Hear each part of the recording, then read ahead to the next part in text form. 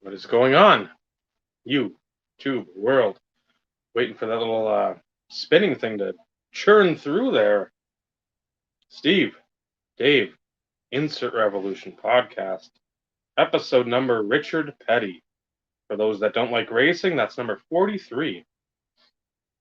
That's the old FTP Pontiac, I believe, back in the day. So, history, learning, knowledge. Bullshit. Oh, we're already starting that. Oh, I'm sorry. Well, we dabble a bit in that stuff. Try to sprinkle it. It's like the Salt Bay. We puff it out there. Tonight, I don't know. It's always with us, with Steve and I. I will speak for Steve on this, just like he could for me if he was talking. Community.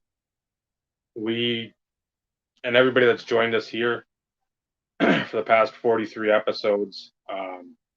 Prior to that, just wherever you saw us, if you've caught our older videos, you know that we're not in the community to brand ourselves. We're not in the community to place ourselves on a pillar, on a pedestal. We're not here to sit there and make ourselves well seen or highly visible. We want to do this organically. And when we do something, it's not going to be, you're not going to question it. You're not going to sit there and think, what's their motive? What's behind this? What's the actual end game? It's the old adage, you call a spade a spade. That's sort of how we both live our life. It's not, there's no hidden curtains and hiding behind a veil of secrecy. So tonight, for the community part, we're going to ask for your feedback too. Again, if it's not on par with what we think, that's fine.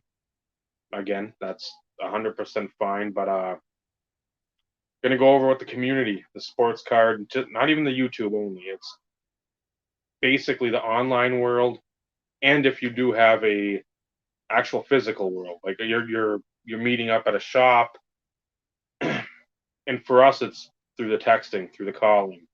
That's our physical part. 'Cause, again, we're all splattered all over the North American region, as it were. So we're gonna go through that and just, I won't say do something different, but it harkens back to the Dallas stuff, where Steve has admonished Vinny and I ad nauseum about if we don't like it, don't watch it. But when they give the DAP, they do this, they do that. Yeah, the fist bumps. I appreciate you. Well, you appreciate the people because they're making a deal, they're buying something, they're fattening your pockets in one form or another, instead of what we've said before. And nobody's asking, how's your kids? How's your family? How's your job? Your significant other? Your pets? Whatever. Hey, I saw you took a trip to wherever. How was that? You don't hear that. And again, that could be because it's edited out. But at the same time, you think if these people are branding, you want to do that to include more of that. But I digress, and I'll let Steve talk because I've been going for 4 minutes, and that's a rarity. Only 4 minutes? Only 4 minutes? Well, at the beginning, I'm usually quick. No. I think if we go back and look at past episodes, your Well, opening monologue may be a little bit longer. there's been a couple. I will say that, but they've been really pertinent too. So I mean, it's Oh, so this one's not pertinent. Is that what you're trying to get at? 100%. Well, before I kind of go into my my diatribe, I guess I'll at least give you the opportunity to go over tonight's sponsor. And my wife is going to the pool. Say hi, everybody. Hey guys, is Vinny on there? No, Vinny is not. Where's Vinny at? Jeez. Probably still working. Guess I'm chopping. So Dave thinks he's chopped liver since you didn't say anything about him. Wait, I thought they were on 2 different podcasts. No, Oh, Dave. hi Dave, I'm sorry. I thought they were on different podcasts. Everybody, rare occurrence to see the wife. So everybody take that as a And I'm not drunk, y'all. Not yet. yet. Not yet. Anyways, so on to my diatribe, I guess. No, I will say it's an interesting topic to say the least. You know, Dave, as you alluded, there's, I guess, the devil's in the details to a certain degree, especially when you're looking at vlogs and stuff as it pertains to card shows and things along those lines, and what ultimately a community looks like. You know, in a lot of sense, outside of those who have been heavily involved in the YouTube community, the higher percentage of us really look at ultimately forming the connections pertaining to, you know, building friendships, as we always talk about. We end every show with the same sort of exit outro, and we live by that. That is our mantra. That is truly what we think is most important. Mhm. But it is interesting the way that you outline the episode as far as, you know, the additional questions. Is it truly about the friendships? Is it truly about building the, you know, those connections to where you truly do care about significant other, kids, vacations, parents, anything along those lines? Or is it truly about how much money these individuals bring to you? No podcast on vacation. Except for the first hour. We had that conversation earlier. She's like, I don't want you being on there for the whole time. I said, I don't care. I'm going to be on for the first hour at a bare minimum because that's where we touch on the topic. Even though I don't have much to add on the topic, I won't spoil it. There will be no spoilers here. You will have to tune in. However, I mentioned it, you know, last week that we will be on vacation in July, and Dave has already formulated a topic because that's what Dave does. As I've always said, there is no credit on my behalf of what the topics of discussion are each and every week. That is strictly the brains of Mr. Archer. And for that, I'm very grateful because my brain obviously doesn't think like his does because we probably would have already rehashed out some topics up to this point. So Dave is always the brains behind the podcast. And from that standpoint, I am, you know, eternally grateful that he takes opportunities to think through things. Not that I don't have a vested interest, you know that, guys. It's one of those in which sometimes I can't think past trying to think of the best words to use, and those words have escaped me currently. So from that standpoint, as Dave did mention earlier, though, we are really interested to see what you guys think, though, because. Bye, see you later. And then there's Carlos. What's going on? How are you this evening, sir? I'm doing all right. How are you guys doing? Doing well. So it'll be interesting to see what Carlos's take is on this, for sure. But, you know, as Dave alluded to earlier, it is going to be very integral that you guys provide some feedback as far as, you know, your opinions as well, because everybody, you know, may think things differently as it pertains to their idea of community, not just from a card community perspective, but as Dave even alluded to, just, you know, your everyday normal interactions though too. So for those out there that are hanging out, watching, be thinking about it. And then, Carlos, anything from your perspective, at least as far as the topic is concerned, or anything you'd like to kind of bring up and touch base on?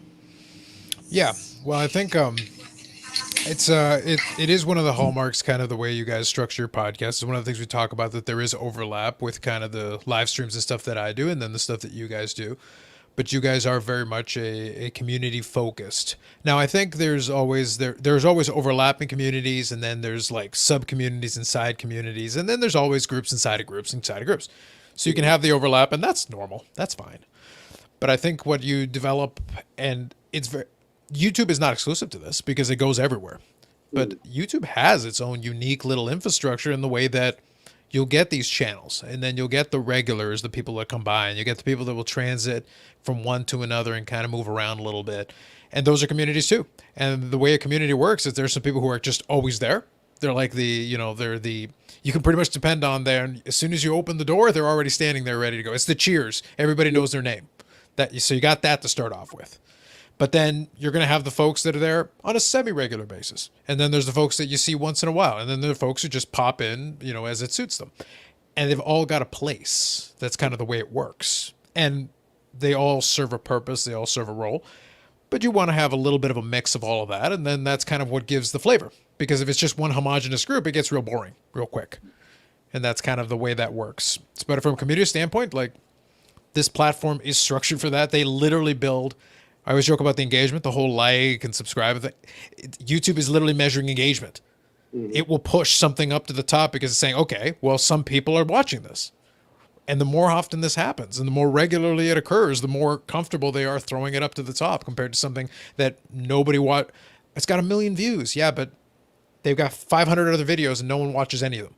Mm-hmm. So I guess it's not a community. It's just they happen to catch that one video. That's all they wanted to see. And then we'll ignore them ever more. And otherwise, I'm here so I don't get fined. Dave was very clear on this. My newfound Doge is in danger, so I had to be here. Yes, but we don't have CryptoGriff here to add any sort of context to the Doge market currently, which is very disappointing. I was doubly disappointed that he didn't take advantage of his own live stream to explain. None of us saw his hands during that live stream. He could have been buying Doge the whole time. Yeah, he's talking about the show. He's just trying to distract y'all from the Doge. That's what's going on here. Don't listen to this man's lies. Do not fall for this sheeple. This CryptoGriff is lying to y'all. The sports cards thing is a front. He borrowed those cards. Those aren't even his. So in other words, are you saying he borrowed them from you, Carlos? I'm not saying who he borrowed them from. I'm not so much into Otani. But there's only one man that I know that collects every player in creation and players that don't even exist, who has warehouses around the country, including possibly in the Philadelphia area, possibly, allegedly, who may have an ample supply to be able to lend it out to CryptoGriff so he can do his elaborate ruse. Oh, yeah, I collect cards. I'm sure you do. So, in other words, we just found out that Dave is the culprit behind the loaning of cards to #CryptoGriff. Literally, look, the man is in the shadows right now as we speak. He's literally in the shadows right now. Like, this isn't even literally foreshadowing. This is like, look at the guy right there. Look. Worst M. Night Shyamalan twist ever. You got it in the first 10 minutes. Valid. Very valid. Very valid. So, Dave, which route do we want to take this? Because, it is one of those that we really are going to have to rely on, those that are hanging out. Because we stand in one area of the arena. I know Carlos can always play multiple sides of the aisle, so to speak, which, is always welcomed in this type of discussion because everybody may not feel comfortable discussing this aspect. It could be one of those in which they don't want to openly bring up discussion points as it pertains to this aspect of community. I always talk about and go back to, the prime years of YouTube, Dave, when we like when we started. Mhm. The community aspect was just that. It really was focused on building the relationships, building the friendships through cards, whether that be through care packages, through just becauses, through trades, blind trades, supporting a break, supporting mystery packs, things along those lines. Mhm. There was some sort of financial, transactions that took place for a lot of these individuals, but that still wasn't the focal point. There were a few of those individuals out there that, I would say was more money driven, Mhm. but yet even from that perspective, they still had like their close knit group of friends. So it was fundamentally built on really building the connections, building, and I'm using the term friendships lightly because, what takes place outside of when the camera is off is somewhat a mystery in some of those situations. At least from our perspective, and for Carlos, I can speak for Carlos in this situation. I feel we do have a group chat, text. It's a group text chat that we have that has a small handful of us, and we consistently talk about all sorts of stuff. It's usually card related, but there's always the Carlos jabs, which are always well timed as always. Unless he's overly busy at work, then of course we don't hear from Carlos. Occasionally, I have to pay the bills. I've been told this is a thing I have to do sometimes. Yeah, I think we all have to do that. Speaking of bills, we just decided to proceed with moving forward on replacing our fence. Yeah, that's gonna hurt. Just thought I'd throw that out there. Are you guys? It's kind of off the subject though, Carlos. But out of curiosity, so lumber prices here in the States have like soared big time. Sure. Is that a thing up in Canada, or are you aware? It is, but it's one of those things where we have no excuse because in theory we should just be able to grab our own lumber. But as is usually the way, they'll be like, yeah, but we can make more money of it if we send it south. How about you let us buy the lumber? It's our lumber. No, the Canadian way, and this works for lumber, it works for gasoline, it works for any natural resource. The way that Canadians get their natural resources is that we'll send it to the States and then they will resell it back to us at a premium. So we never actually get to buy any of our stuff directly from us. We have to buy it after it gets sent south and then gets sent back up. And I'm like, would it be cheaper if we just bought our own stuff? Well, yes. But then we'd make less money. But it'd be cheaper for us to get our stuff. And it's already here. Well, yes. Yes. It would be. Yeah, I was just curious. It's one of those in which, some things vary drastically. North or south of the border, depending on certain situations and scenarios. So I was curious to know if it was impacting you guys as well. Depending on the situation, just whatever your lumber price is, add 20% and that's our price. Enjoy. Well, I can tell you this much. Our fence is costing us over $5,000. There you go. So it'd be at least 50, 60. I'd have to pay it all in Doge. That's the only way I'd be able to afford a fence around here. So you're increasing your position on Doge then by that comment. Well, my position in Doge went from $0 to $5. So it's actually went up infinity percent technically. So I really can't raise it any faster than that. Like infinity percent, it's about as good as it gets. Gotcha. Yeah, well, interesting that you put that up there, because to a certain degree, it's going to apply in the same sense to the card market in a lot of situations, I think. But that's a more detailed conversation that we can kind of dive into a little bit later of what we think that's going to look like. So I didn't mean to derail the conversation and ask about lumber prices, but it was one of those in which I thought I'd ask because the situation presented itself. Yeah, but it is a good point though, and it'll come up again. Is that regardless of what market it is, doesn't matter if it's lumber or cards or whatever. Greed is a normal state of being when there's any kind of a limited supply. That's or even the perception of a limited supply. It doesn't actually have to be limited. It just has to be perceived as limited. And that applies probably more to cards than the lumber, but that's just the way it is. But it's one of the, I guess that's the reason why I don't get it. My blood pressure is great because I almost never get upset about anything that I can't control or anything that I fully expect or that's normal. So, and maybe a lot of what I do will make a lot more sense if you just understand this one thing. I don't get upset about things I can't control. And as it turns out, I can't control much. So I don't have much reason to get upset, pretty much ever. No, valid. Very valid.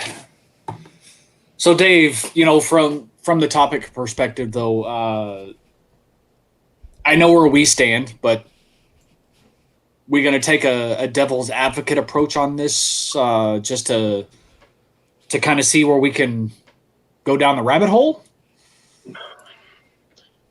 We can. I want to. It's. Hold up before you. We go back. I'll let you collect your thoughts. I would just like to go on record. Did anybody realize who actually graced us with his presence? Anybody catch it? Disputed fake Hall of Famer, hashtag fake news, Bublos. Yes, we now have a celebrity in the chat who we have not seen in a while. Granted, good reason. Speaking of which, how is that baby doing? Of course, throw it in the chat. We are interested to see how mom and baby are doing, and for that matter, how dad's still adjusting. But anyways, go ahead, Dave. Sorry. I'll get off subject quickly too, because the one good part now about WWF or WWE Network is over to Peacock. I was going to say Peacock, you mean, is what you actually meant to say. I get the NBCSN, which right now I'm watching the Islanders Lightning. Okay. So Nice. before that was not a thing with WWE Network. So what you're saying is finally some good content on WWE Network. yeah. All it took was them to put some hockey on. It's like, hey, this is better. Finally, the booking is half decent. Good job, guys. Yeah, and Varlamov just got trucked by Braden Point, so that led to a little skirmish. But I want to take it because what you brought up too, Steve, was in, I won't say the infancy, but the early days of the YouTube card community that we had. You had folks like Chad, Firehand Cards. You knew he was breaking, and that was basically his job, but he would also sit there and a ruse or not, he would chat with folks before the breaks. It wasn't just like 5 minutes. He'd go on for a while and he'd be talking. Again, the end game was to always fill the breaks, but you knew who was going to be there. You knew Rob was going to be there. You knew Lambeau Leap fan was going to be there. All these Dazzler, Adam J, all these guys are going to be in there. Mr. Nice Guy. Yeah. BT. You knew everybody, and he built up such, and we've talked about it previously, he built up such a following and a legion of buyers and people that are always interested that you would have 2 or 3 waiting rooms along with the chat of like 100 or 150 people that were in. So you had another 100, 150 waiting, then another group, and then you'd have, on sometimes like on a big occasion, you'd have folks in like a third waiting room to get in. And that's where I'm sort of right now where I'd like to go with the discussion, since most folks know sort of where our stance is at. When they see people change throughout the social media sphere, and you see, okay, like just, hey, I traded for this, I bought this. Everybody knows I'm long-winded. I've always been. This is nothing new. There's not allegedly. This is correct. This is statements. This is fact. But when you start seeing people start to like shape stuff, okay, I got this card because, well, no, I'm twisting it a little because I want to. You almost get the sense of like the influencer, but they're not going to be on that grand scale of like the Goldens, the Gary V's, Sasha T's of that ilk. The people that are constantly being followed by legions. You almost want to play like the Jekyll and Hyde. To me, you want to appease the one group with countless hashtags, in trying to build up a card, but also appease the people that have followed you or been with you for a while with some knowledge and like, hey, I really like this card. But for me, it becomes, you're trying to sell me something or sell me on something where I don't need to be sold. When you put up like something, Steve, if let's say you get a TD number to 50, you've been chasing it years. First time in 12 years you've seen it. I don't need a soliloquy on like how the light refracts or whatever. Just your words, your the passion that you bring to just telling everybody about that card would be enough. So I sort of want to go down like that rabbit hole. So I'm trying to think this through. So individuals that we may or may not have followed or known of taking a different stance or a different approach in the way that they're presenting information or putting in a video or in an Instagram post or anything along those lines. We thought of them as X, but now they're starting to, potentially shift more to garner some additional type of following to sway individuals in thinking a certain way. Is that accurate? Mm-hmm. Okay. In most of the sense, yeah. It's not even... You can just see a change. That's basically... I don't want to say the tide turned or whatever it would be. It just, you can see... Some might not see, but those have been in the hobby for a substantial amount of time, you can pick up on the little things, like Blink-182, all the small things. You figure it out quickly, and it's like, okay. Instead of just saying, I love this card, I got it because I love it. If you notice this, and this, okay.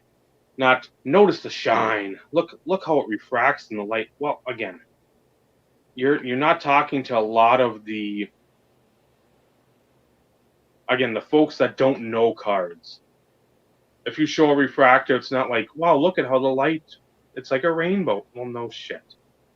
People know that. That's, if you're talking to like a group of people that have never seen a card before, that would be the speak you use to them. But when you come into like the advanced class, when you come into the Calculus 2, you're not in like algebra anymore. You can use terminology that people understand. So I don't know. Again, I'm just gonna sit on my lawn, shake my fist at the traffic and whatever else goes by, because that's what it seems to be. But again, that's sort of the premise I'd like to take is, again, like I said, we and everybody that usually is around us has seen any of our videos or content know sort of where we stand with our community thoughts. I'm interested to get Carlos's take on this because I can always see in his facial expressions when the wheels are turning. I was enjoying Dave's soliloquy, and then of course Bobby heard himself seen. He's like, I'm being seen, I'm being acknowledged. Let me make sure I type in. There's like, Bobby, literally you. He just didn't want to say. So Bobby. One thing I'll counter with what Dave's saying. I think it's fair. I think it's fair what he's trying to say. But one thing to bear in mind is that considering where we've been the last year and a half, that Calculus 2 class is actually a lot emptier than you think. It might have about a row worth of people in it, for the most part. Like, it's actually a pretty empty classroom. The 101 class is basically a 100,000 seat stadium. Yeah. So you might have to explain that a refractor is a rainbow. You might have to explain that a prism, a hollow, is not a refractor. It uses similar technology. It looks similar. It's got a lot of similarities, but it's not exactly the same. For those the uninitiated, then a prism is refractor-ish. Technology is very similar, like the look is very similar, but it's not exactly the same thing. A hollow is not exactly the same thing. It's different verbiage for different companies. It's just, and at that point, it is almost semantic, because in reality, if you look at the two beside each other, it's like, does it really matter? No. Yeah. But if you are familiar, you'll know, like, oh yeah, that's the prism because it's Panini, and that's a Topps product, therefore it's a refractor. So two different things. And then you'll also know those nuances, those little changes. That's why when I showed the atomic refractor, the 97, I said I wanted to make emphasis, like, they didn't use this design of the atomic again later. Later on, the atomic becomes the cracked ice style. So I have to make the distinction. It's like they're both called atomic. They're both by the same company, so they can use that word. That's their word. But they look different. One has kind of a matrixy, like boxy thing going on, which is very cool. I'm a big fan of it. The other one is a cracked ice design, which I also enjoy. I think it's quite nice. By the time they got to 98 for hockey, the atomic refractor in that one is not like the 97 in baseball. But they're both atomic refractors, but they look different. So for someone who's not familiar with that, doesn't know the late 90s as well as I do, it's worthwhile pointing out to them. We have to go back to 101. We have to be like, hey, I know these are both called atomic, but they do look different. Let me explain. Mm-hmm. Well, and in that situation, you're educating, you're passing on Correct. knowledge. So from that perspective, it makes sense because, you know, the whole objective, at least from a lot of our standpoints perspective, is to provide that knowledge. You know, it's for those, Carlos, like you alluded to, if they're not knowledgeable in the 90s, there are differences. There are variations, of course, as you alluded to from an atomic refractor perspective. Yeah. But I would also like to go on record and state that Carlos had the perfect opportunity to use nomenclature, and you failed, sir. I'm just going to point that out. I'm going to go on record. You should know this by now, Steve. As a true God-level master troll, I do not always take the obvious shot. Where's the fun That in is that? true. Where's the That fun is in that? true. That's That no is challenge, sir. That's no challenge. But I was expecting you to use it. I'm sitting there going, okay, I understand, here it comes. but Here it comes. exactly why you expected it is exactly why I held back. I'm like, nope, now is not the time. This ain't it, Chief. Nope, we're letting that one completely slide. But the reason I use that analogy is because I had the stuff out. If I tell somebody who's uneducated, unaware, there's a refractor and there's a hollow, so the lighting won't cooperate too much with it. There you go. Maybe that's a little better. Similar technology, but they're two different phrasings. It doesn't work. It's not the same thing. But if I tell somebody who doesn't know, one's a rainbow thing and the other one's a rainbow thing, what's the difference? Visually, not much. But they're two different quote-unquote technologies, even though they look the same. And I wouldn't blame somebody for not knowing that. Like, I'm not going to blame them for that. I'm not penalizing you for being ignorant, because it's like, well, who the hell would have told you if you didn't already know? Very true. And for somebody who has not seen a Sapphire card in person, so I'm speaking on the air of ignorance here. Yeah. Or maybe uneducated. Yep. Sapphire, like base Sapphire, leverages the cracked ice premise as its base design. Correct. Okay. And I think they did modify it in a couple of years, but it's definitely been used in a couple of different cases for it. And then some of their parallels, still cracked ice, but then they'll do different color tints. Okay. So you'll start seeing that same design aesthetic over and over again. So somebody, if I just hand it to somebody, they're like, wait, so this one, and then you're saying this is a box set that's a completely different thing, but it looks, and I was like, totally get it, 100%, I understand. It is a little confusing, and understandably so. Nope, agreed. All right, Bobby, so since Dave just highlighted your comment, you can go ahead and highlight that one again, Dave. So the question now I'm going to pose to you, Mr. Burrell. Yes, I said Mr. Burrell. Because you have some explaining to do. Are we alluding to the crash that technically really is not an accurate definition? So from a clarification perspective, I'm just curious to know if that's what you were alluding to. I'm being nosy, and I want to stretch this out a little bit, because we've all talked about this briefly, that there is some and I don't even want to call it softening.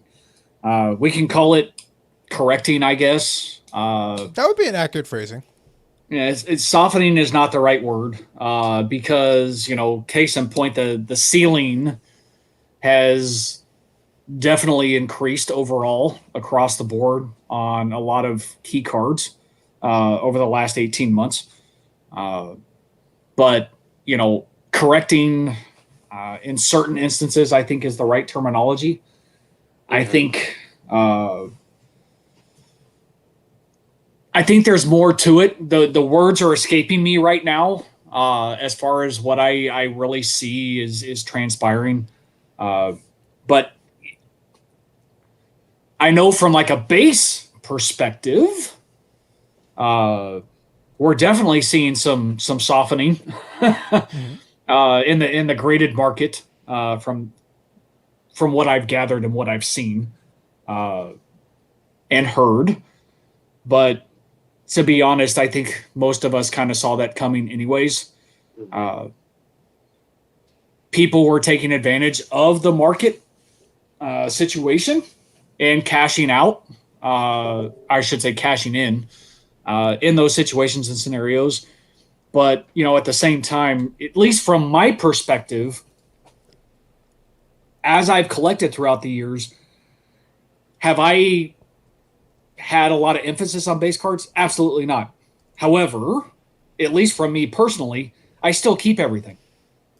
In the event that, maybe I opened, X number of boxes or whatever, and it's like, hey, you know what? Maybe I have a side project and start, putting together a set type situation.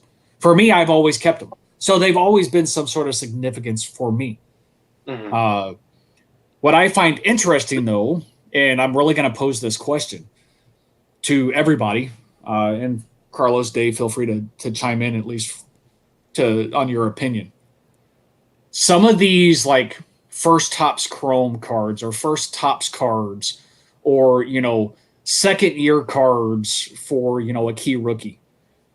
Do you feel as though the explosion in the market is the reason why we saw so much of an uptick in some of those prices? Because people were priced out of like the rookies. Exactly the reason you just said. Yeah. It's the natural. So when you get any market, this is in general, if you get any collectibles market, as soon as something gets out of reach, people start looking for the next best. What's the next closest to it that still feels like and it shifted. And the basketball market kind of led the way because the prices rose so fast that people ran to every other alternative. First, it was the rookies. Then it was, okay, well, let's get a parallel of the rookie. Well, that's shot up. Well, then what about a different one? What about the gold prism? What about this version? What about that version? You're looking for these alternatives. All the way to the point that you got for even some of the popular guys, hoops cards and things like that started going up to obscene amounts because people just kept running to what's the less. The prime candidate for me was as LeBron cards went up, you were seeing these gigantic leaps in his MVP rookie. MVP is a very low end product, super low end, but that card shot up like everything else because eventually people go like, okay, well, I can't afford, I can't afford his RPA. I can't afford this one. I can't afford this one. They got to the Upper Deck one, which is one I was looking at before it really started shooting up. But then eventually you're like, wow, the MVP one's still pretty, and then that one shot up too. Yeah. So they all took their turn as you kept downshifting all the way through until you got as far down as you could. And then like, oh, what about second year cards? What about, second year Chrome cards? What about this, that, and the other thing? And the other sports followed suit. People were looking for some of those alternatives as well. But one piece I want to touch on that kind of plays into what we were talking about there, and Bobby mentioned a little bit there at the tail end, was that I'll posit it very straightforward. I have a very simple metric. If you want to call something a crash, no problem. Here's my metric. If you use whatever before you had a big run up, whatever the price was at that time, and I would use more than one example. It's better to have a better sample size, but find the indicators, the cards that you want to use as indicators. You can use the Jordan PSA 10 rookie. You can use the Luka Prism. Grab a couple different sports, grab different categories, old, new, vintage, modern, whatever you want. Go look at before the run-up. Look at what the prices were around that time. Let's call that 100. It's like running an index. We'll start at 100. It went up 10 times. Now it's 1,000. That's how that works. Just follow that index. what you're going to discover is that if you use the PSA 10 Jordan Rookie, you started at 100, which is about 30 grand 2 years ago. So in 2019, it was 30 grand. It ran all the way up to 700 grand. So it went up by that much. And today it has crashed all the way down to 10 times what it started. Yeah. The index is still 1,000. like the index was up over 2,000, almost 3,000, but the index is still 1,000 when we started at 100. So that isn't a crash comparatively to the absolute top. Yeah, for sure.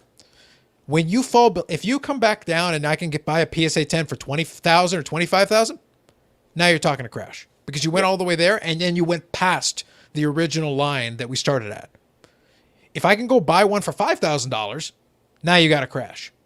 Until then, nope. Yeah, it's gone down. Yep, some people are going to lose money. Some people are going to lose their shirts. But if you bought at 30,000, you could still sell it for 10 times what you bought it for if you really wanted to right now, and you'd find a buyer. You're laughing. Who cares? Yeah, it's the nature of our hobby, the market, ebbs and flows, peaks and valleys.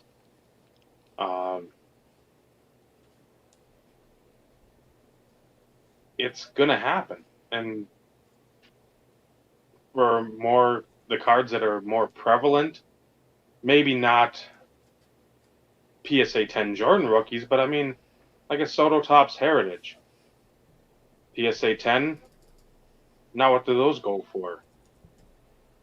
I mean, comparative, you get something that I won't say everybody can afford because they can't, but something that's more in the wheelhouse of affordability. It's not like Topps said, you know what, let's limit that one. We're gonna pull the wool over everyone's eyes. So I think that was a good example though, Dave. I would say if you wanted a Chrome Soda right now, you could get it for about 80, 90 bucks. A PSA 10. So sorry, not a Chrome, Heritage. If you went to go get the Heritage. But you could have gotten it for under 20 bucks 2 years ago. mm, So that one went up and it dropped. Very similarly, conceptually, in terms of timing and the way it went. But again, I'm back to my original. You could have gotten it for 17 to 20 bucks 2 years ago. yeah. 20 bucks. Today it's 80. At its peak, it was about 200. Mm, So 1,000. And now it's down to about 400. My index was 100 when I started. And as with Soto struggling and the market struggling and all kinds of stuff, it's like, you're still, if you bought it 20 bucks, you'd still walk away with 60 bucks profit if you really wanted to. yeah. You didn't have to sell at the peak and you're still ahead.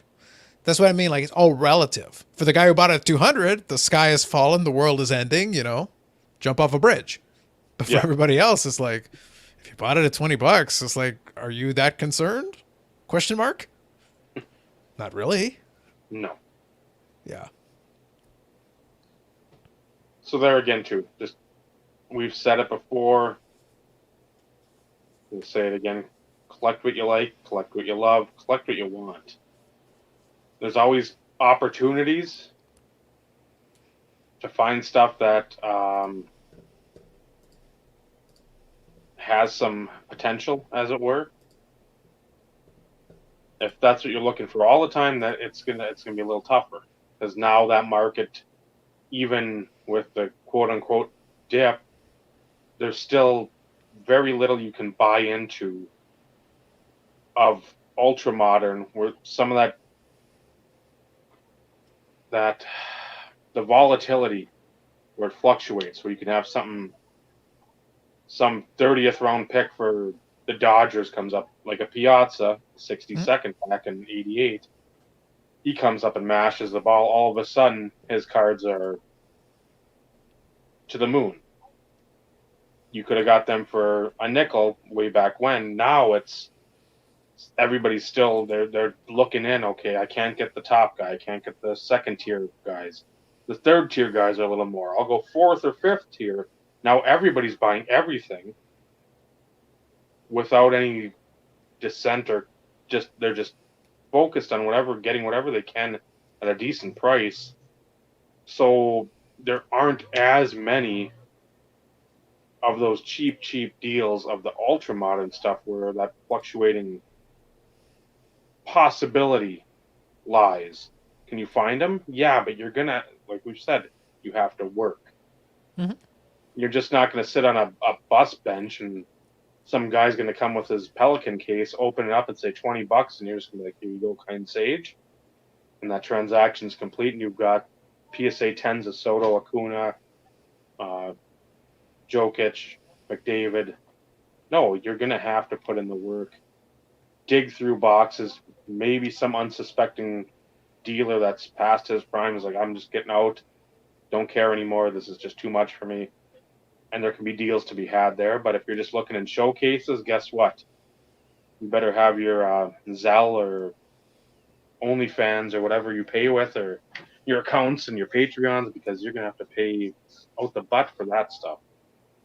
But as is the hobby right now, it's more work, and that's going to be a big factor of the hobby community, who will continue to put in that work to find these deals, to broker some deals, to build their friendships, whether it's a truthful one or not, to maintain the longevity possibly in this hobby. Or will I just say, you know what? Fuck it. I'm cashing out. Don't care. That's it. So,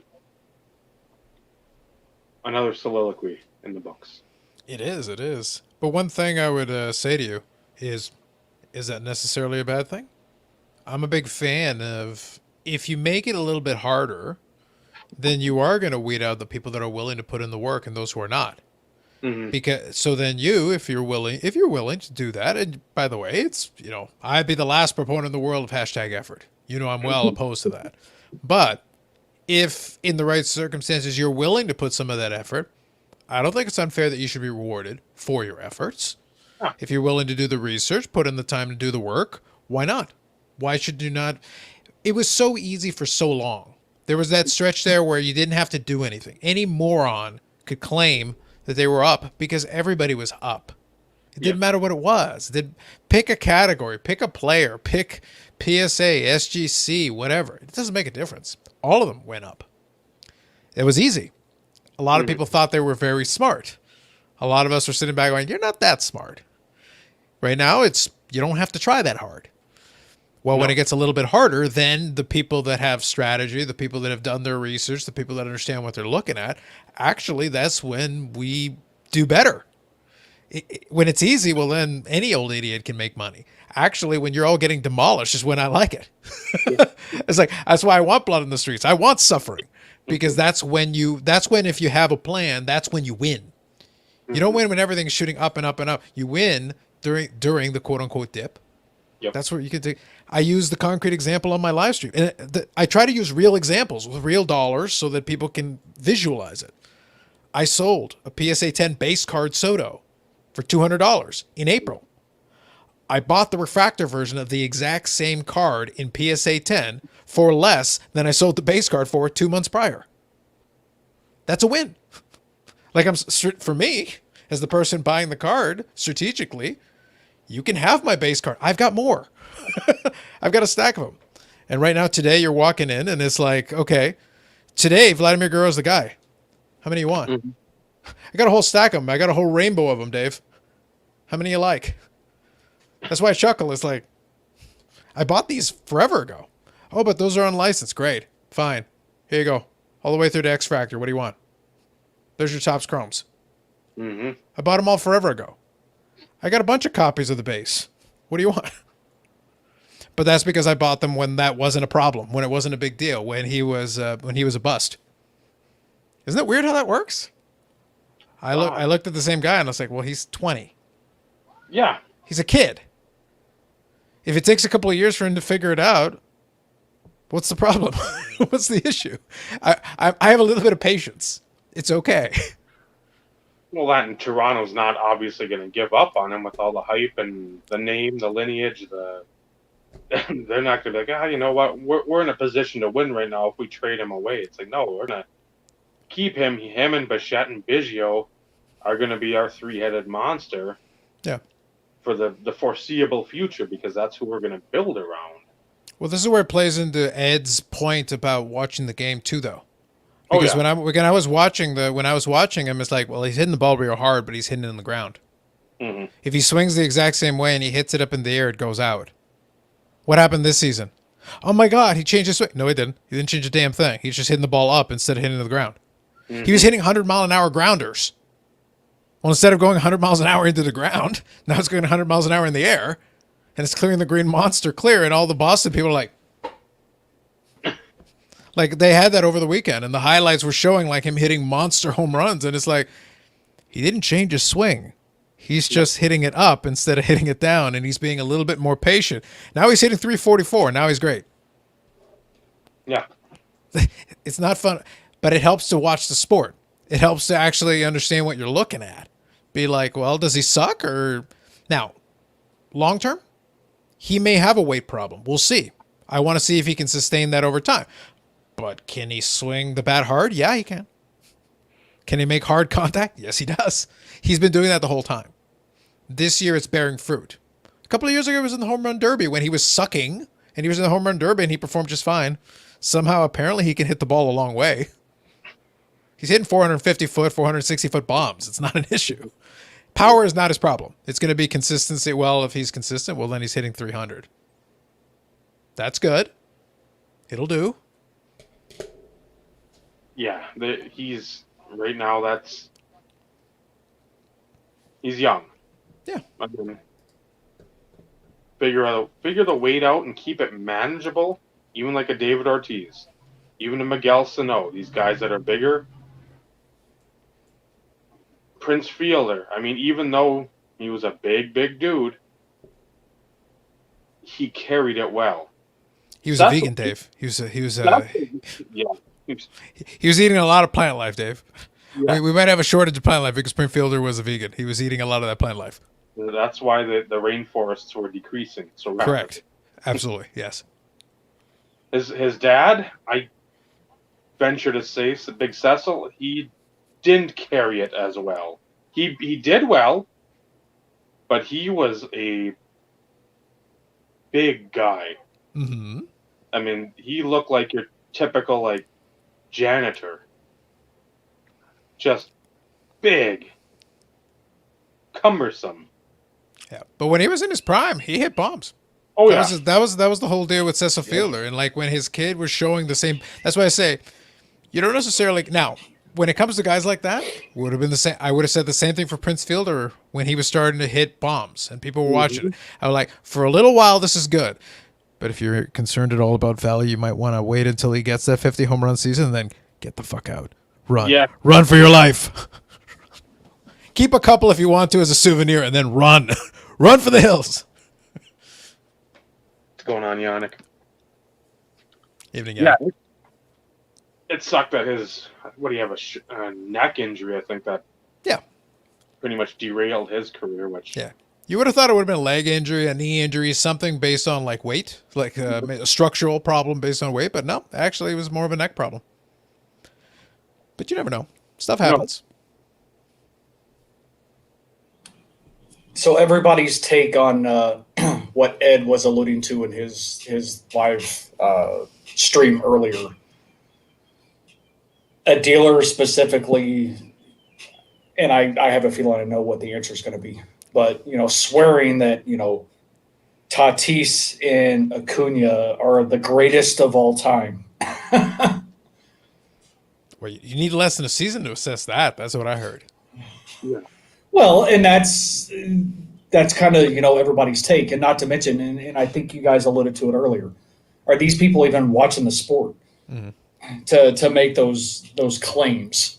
Everybody's got opinions. I get it, and if you are a dealer and you're in it from the money aspect only, and in this specific situation, your entire showcase is Acuna and Tatis,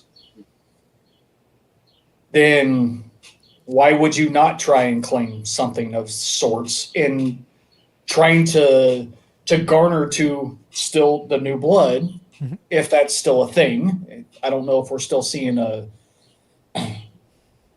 a rash of new blood still coming in. To me, I would expect it to be the opposite, since the market seems to be correcting itself. Would you consider that pumping and dumping? I mean, is that the prime definition of what that would look like? And that would necessitate the sale to be successful. The pumping part is happening. In order for the dump to work, somebody actually has to give them. It's like, I don't care what you say. That's why I had so much fun in that video when I was talking about comps. My point wasn't that comps are bad. My point wasn't that comps are not valuable. My point is that comps are a reference point. They're a guide. They're a useful tool in your toolbox to assess what you want to do. But all the recent comps could be $100. I could see the potential for a softening. I'd be like, I'll give you 80. But the comps are 100. So like, totally with you. I'll give you 80. Somebody gives you 100, awesome, but I'll give you 80. I'm going below comp because I do not believe that comp to still be valid. That is my opinion. You can disagree with my opinion and not sell it to me. Totally fair. I'm not bound by that comp. There's no rule that says I have to give you the comp value. Absolutely. And in all practical purposes, a card is only worth what somebody's willing to pay for. Correct. And that's the bottom line. Yeah, and that's fluid. The bottom line. It changes. Yep. Maybe at this show, maybe something has changed. That was the comp. That was the comp yesterday. And now the guy has had a season-ending injury. But that was the real comp. It was legitimate. It was 100% accurate. Like, no question about it. But it's like, well, a season-ending injury might put a little bit of a damper in that. So that last comp is no longer valid. It doesn't work anymore. Very true. And it's almost like an infomercial with some of those guys. Soto sucks. Well, look at your showcase. You've only got Acuna and Tatis. If you only had Tatis and Soto, you'd be saying Acuna sucks. Or Tatis sucks if you only have Acuna and Soto in there. So he's obviously trying to build himself or his collection up. Maybe he sees a mark over there that's sort of just scouring and looking and not really appears to know what's going on. Maybe they're trying to pander and build their collection up to that person over there. So I don't know if that's the pumping and dumping. That's more, I'd say that's, again, more to the upper echelon influencing type. That once you throw that salt out there, or the sunflower seeds and all the pigeons or whatever start plucking them up. Well, yeah, I've heard that too. Yeah, I've heard that too. Instead of just like some Joe Schmo. Oh, Soto sucks. Tatis, Acuna, best players ever. Oh, okay, Grandpa, put your cough medicine down. You're fucked up. That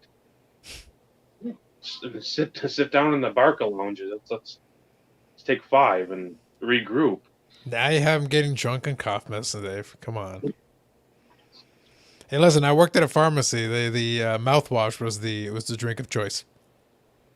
We have found several bottles or empty bottles of vanilla extract.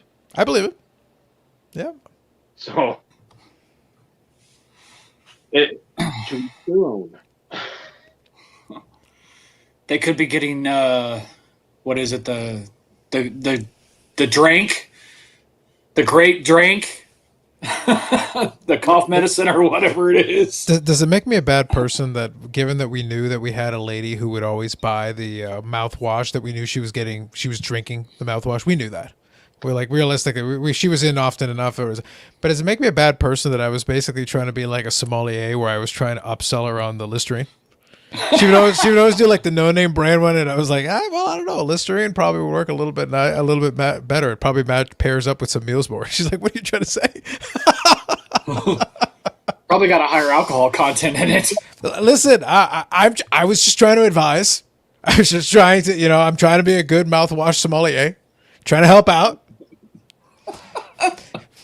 If I was a believer, I've got a special section hell reserved for me, because that's my version of help.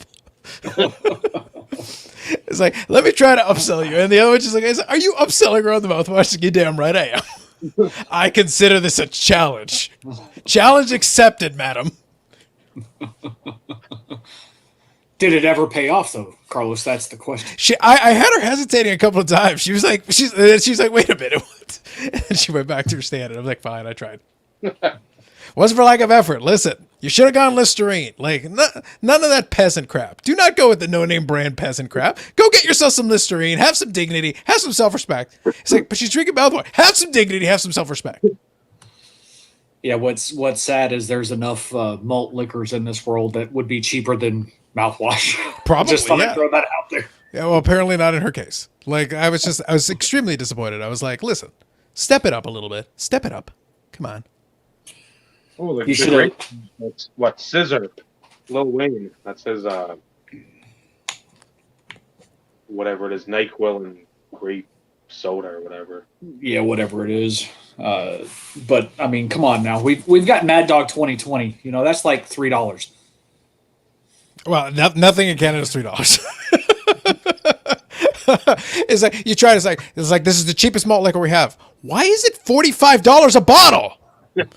Taxes? It's like very well. Back to the Listerine.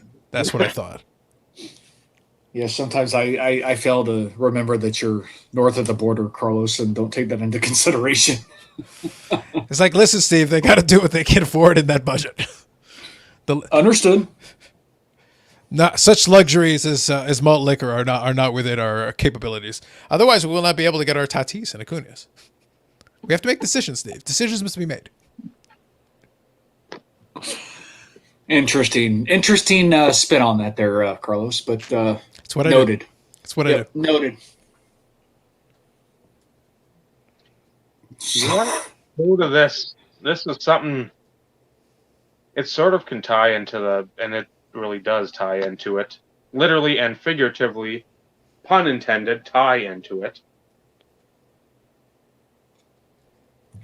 You went way back. Were you waiting for the brilliance of your own pun? Like, were you getting to the next part of it? No, I know my broken brilliance is always broken, so that it's like a raccoon laying on the side of the road after getting hit by a Geo Metro. A wasted life. Which one, the raccoon or the person driving the car? Yes. Please continue. Yes. I will say he did. And again, there was a time when, and even this harkens down to like Neil, who when people talk about RBI Cruise 7, the store, the physical store, it's usually just Ryan. Neil is in there as well. Without Neil, there's a lot of stuff that does not get done. The business does not stay afloat. Ryan does a lot of the wheeling and dealing. This is true. In the infancy of YouTube, before we were even, Steve and I were making videos, Ryan was on there. Doing sales, doing mystery packs, doing stuff. Was he trying to build himself up? Yes. But he was also very integral in the part of the community. Texting, calling. Hey, I bought a bunch of stuff. Somebody sold out. I got this Terrell Davis. I got like 5 of them. It's this, and this. Do you need them? Yes. Then we make a deal. Josh Johnson, boom, make a deal. As his waters have risen in the business aspect of the hobby, Steve and I have talked, we both get. Now this is his livelihood, which he always wanted. He always wanted to have that card shop. He always wanted to grow his brand. He always wanted that. We will not ever put that as a negative thing in his the ball on that side of the court. I'll speak for myself. I don't expect to get calls all the time. I don't expect text messages all the time. I get things change. But as we've spoken about many a time before, And with my infinite number of player collections, collecting video game players, non-existent players, air that you can't see, Random that- letters and symbols like Prince. yeah, I mean, it's you an umlaut. You get an umlaut. I'm collecting like 4 variations of that. Bro, you got to see the rookie card, man. I'll send you a picture later. I want the no-name one. Done. It'll be an NFT in your mailbox shortly. Can't wait. Hashtag fanny pack flex. When you have some of these cards of players that you know people, it's not just like some Johnny come lately and you meet them once or twice at a show. You may remember who they collect. You've known people 10 plus years. And even if that's the one portion of communication you give to somebody, say, hey man, I got a Josh Johnson patch to 30. You interested? I thought of you when I saw it. Hey, that's fine by me. I don't need to have with everyone daily communication. Our group chat, that's fine. Sub chats, that's fine. I expect that. But with the outliers of people that you know you'd like to hear from more, but you understand life, because he's got, I think, 2, maybe 3, because he just had one within the last Few months. 3 to 6 months. I think he's 3. So I get that. You're trying to run your own business. You're moving. You just had, I think, some flooding up there within the last few months too. So you're doing a lot of stuff. I get that plate is full. But like with alleged and overvalued YTHOFer Robert Lewis, chair's not in and he's in. I don't get that. We don't need to hear all the time. We just want to hear that, hey, everything's fine, hectic world, circus, whatever. But if you got that card business and you're going through, you're buying collections, seeing this, seeing that, and you see a Josh Johnson, you see a Tim Hudson, you see a Terrell Davis. If you knew you, Carlos, if you saw Madonna, you'd want to hear about it. Just, hey, I got this. Shoot a picture. Say, hey, thought of you. Let me know. That's all it would take. There hasn't been any of that for 4 or 5 years. There's stuff on eBay under his eBay name of Josh Johnson. I'd like to get it, but I'm not going to. I don't want it sent to me for free. I'm not saying that. I don't expect that ever. I don't want that. I'll pay you in Doge or Ethereum or Monopoly money, whatever you want. I just want, when you spend the time building up, I've been there a couple times to the old shop. I don't need to be on that level where you're going to sit down and go in a basement and do a big deal. That's fine. I get you want to bring in inventory, make those connections so down the road you can continue business-wise, because that is your livelihood. But when you start forgetting the people that built you up, were there for you when you were nothing, when you were scrapping, clawing, just trying to get to that lowest of the low rung on that ladder. And now all of a sudden, we are the peasants, the plebes, the nomads, the Neanderthals. The last of those are true. It's just generally true. I wanted to make sure I separated out the alleged from the correct. I thank you for that. No worries. When that happens, that's when there's a fracture of the friendship. That's when you start thinking, well, how much of a friend was I actually? How much of this was actually fact-based back then, where now you're probably not even in the phone anymore as a contact. I don't know. that's one where you understand a portion of it, but there's a bigger portion you don't understand. It's just something that's a foreign concept where the elitists meet, or that's where you want to be in that category, that class. But every dollar matters, especially at the strip club.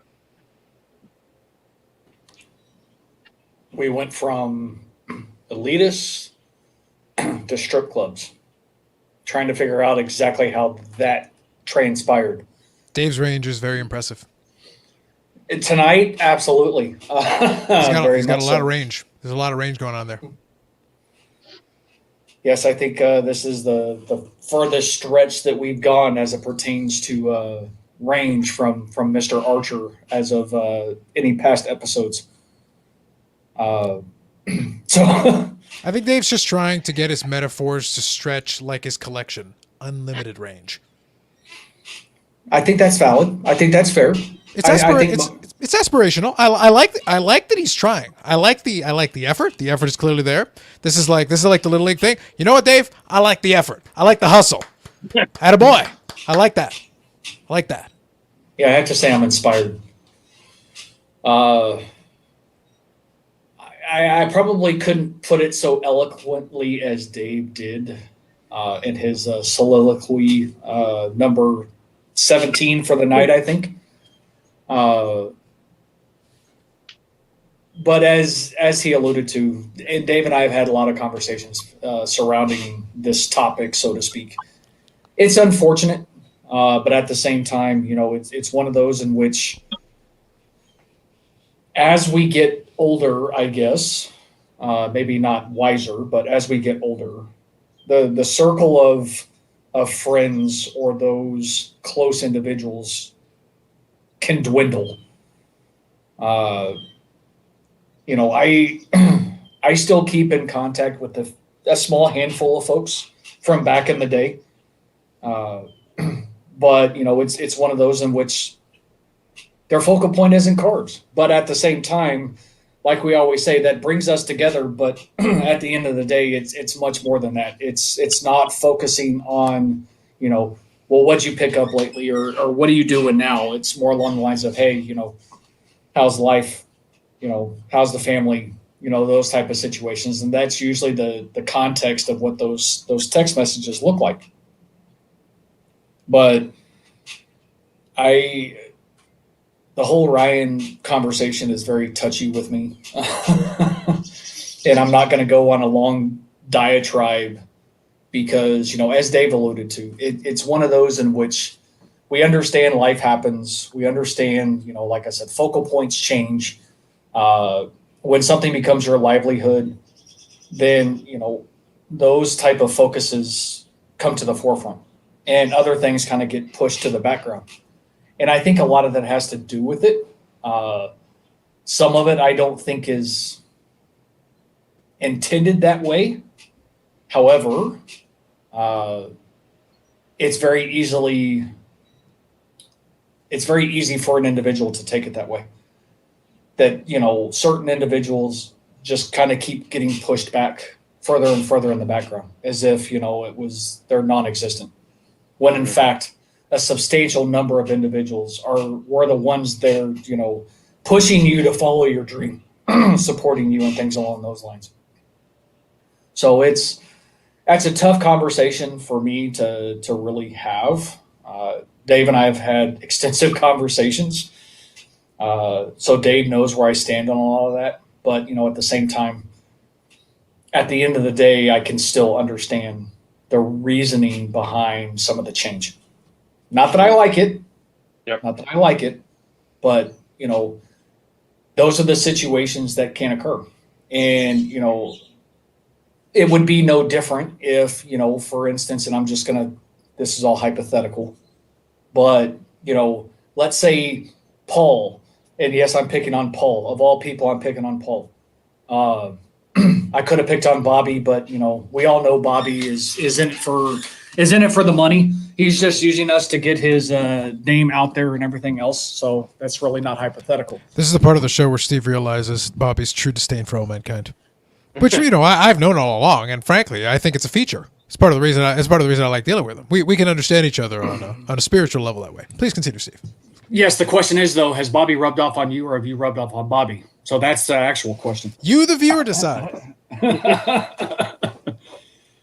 But at the same time, it's one of those, and like I said, this is hypothetical, and I'm picking on Paul just because I can.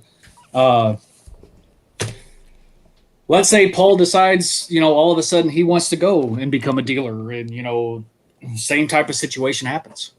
Who's to say that as much as what we've all grown to enjoy Paul's company and his, he's always there.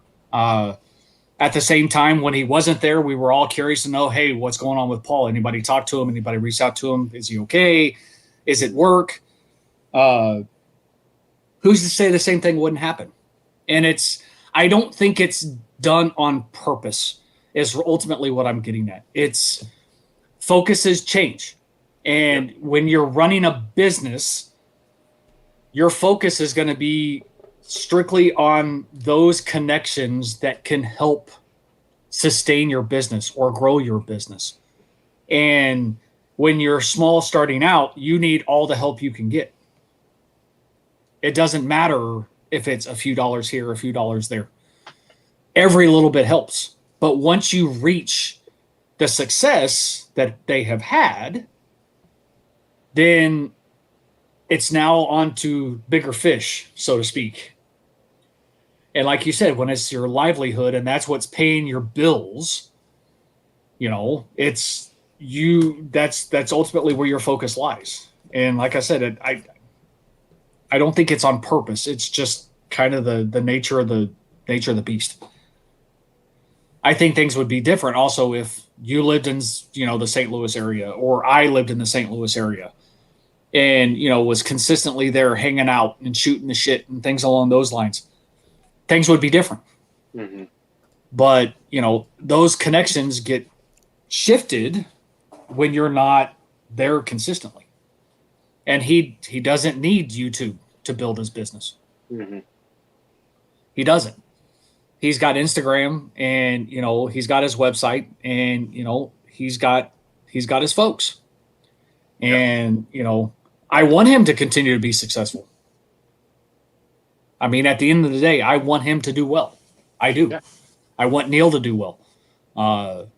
Because deep down, they are good people. I still feel that way. Others may disagree, and that's fine. But at least when I do reach out from time to time just to see how he's doing, how the kids are doing, and things along those lines, I do get responses, and we have a few moments to be able to catch up. So I'll leave it at that. And hello, Mike. How's it going, Mike?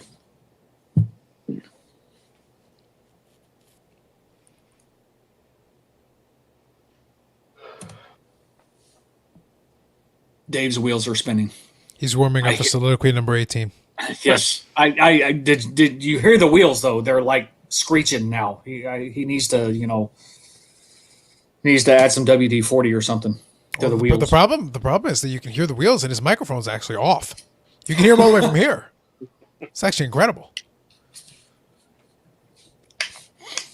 I've just found it interesting because Ryan, I'd say, for our day, even with Chad, True 17, obviously he did more business back then, especially the online presence. That's all he was. That's all he's ever been. He's been just a breaker. And then you had Irving with him, and then Irving shot off with his own mustache breaks or whatever. But for that, Ryan,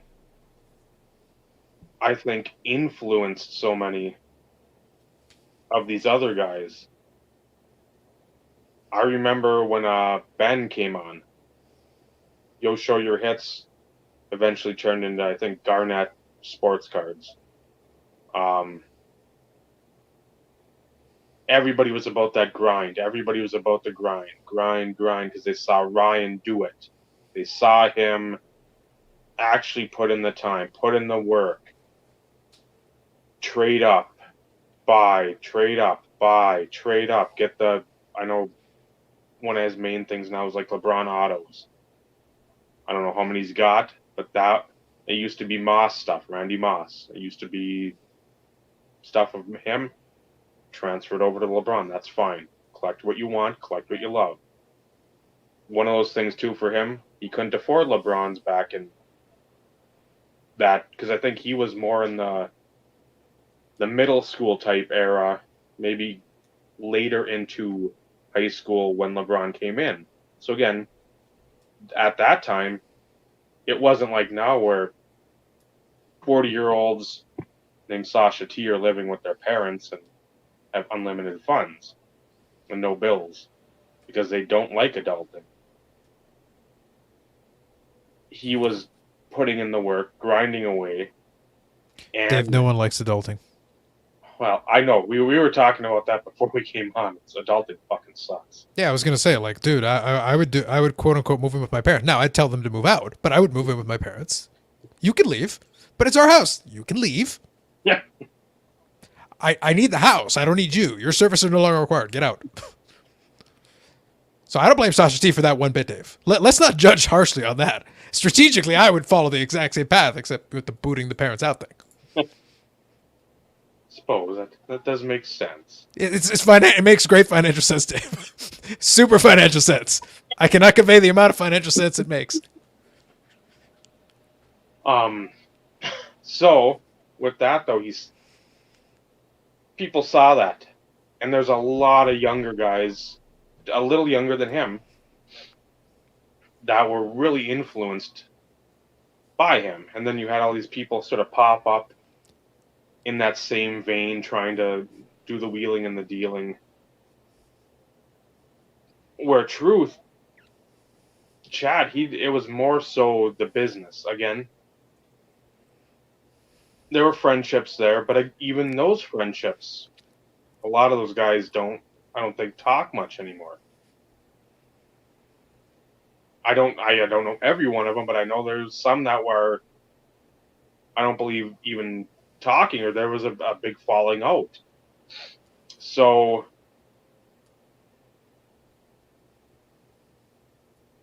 you, like Steve said, like I said, you understand where this trajectory is leading them or has led them.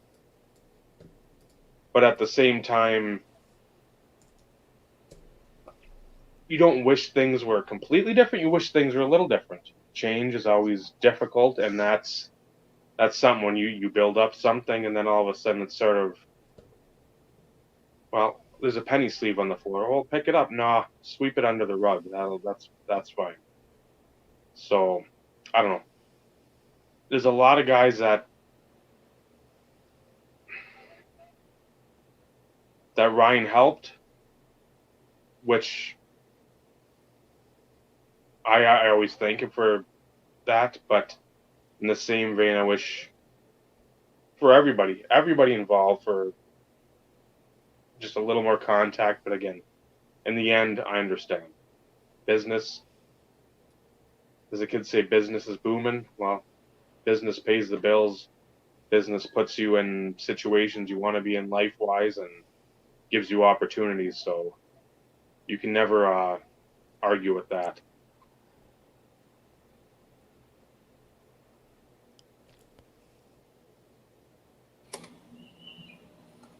New subject.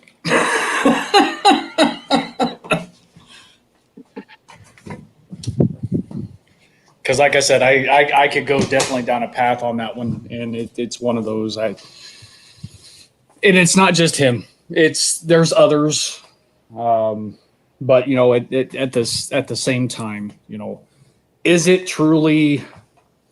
Yes, I know my video is not showing because I'm walking around my house and I'm trying to avoid everybody get dizzy. Because I'm like doing a multitude of tasks here since my wife went to the pool. people, trying to think of exactly where I was headed with this. You never know if it's, and this goes way back when we first started the conversation. Are there ulterior motives in the way for individuals to build the relationships? You know, it's one of those in which I fundamentally always want to find the good in everybody, and not thinking that people would, you know, purposely try to forge relationships in order to get something that they want. However, in reality, it is a thing. It does happen. We've mentioned this before on past episodes in which we've seen people come in to the community with like a ball of fire, and then all of a sudden it's like they're gone. And, you know, whether it be getting involved in supporting people's mystery packs or buying into breaks and, you know, buying these expensive cards, and then, you know, 6 months later, next thing you know, they're turning around and selling everything. Whether that be, you know, their wife found their credit card statement or, you know, whatever. Did they come in to build the relationships, or did they have other reasons?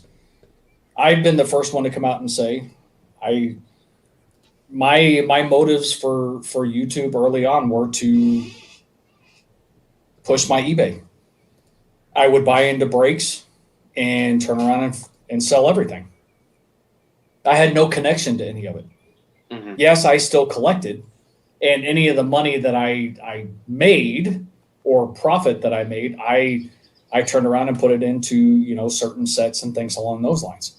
But I never expected YouTube to be what it became, which was truly about the community and really looking towards building those relationships and those friendships.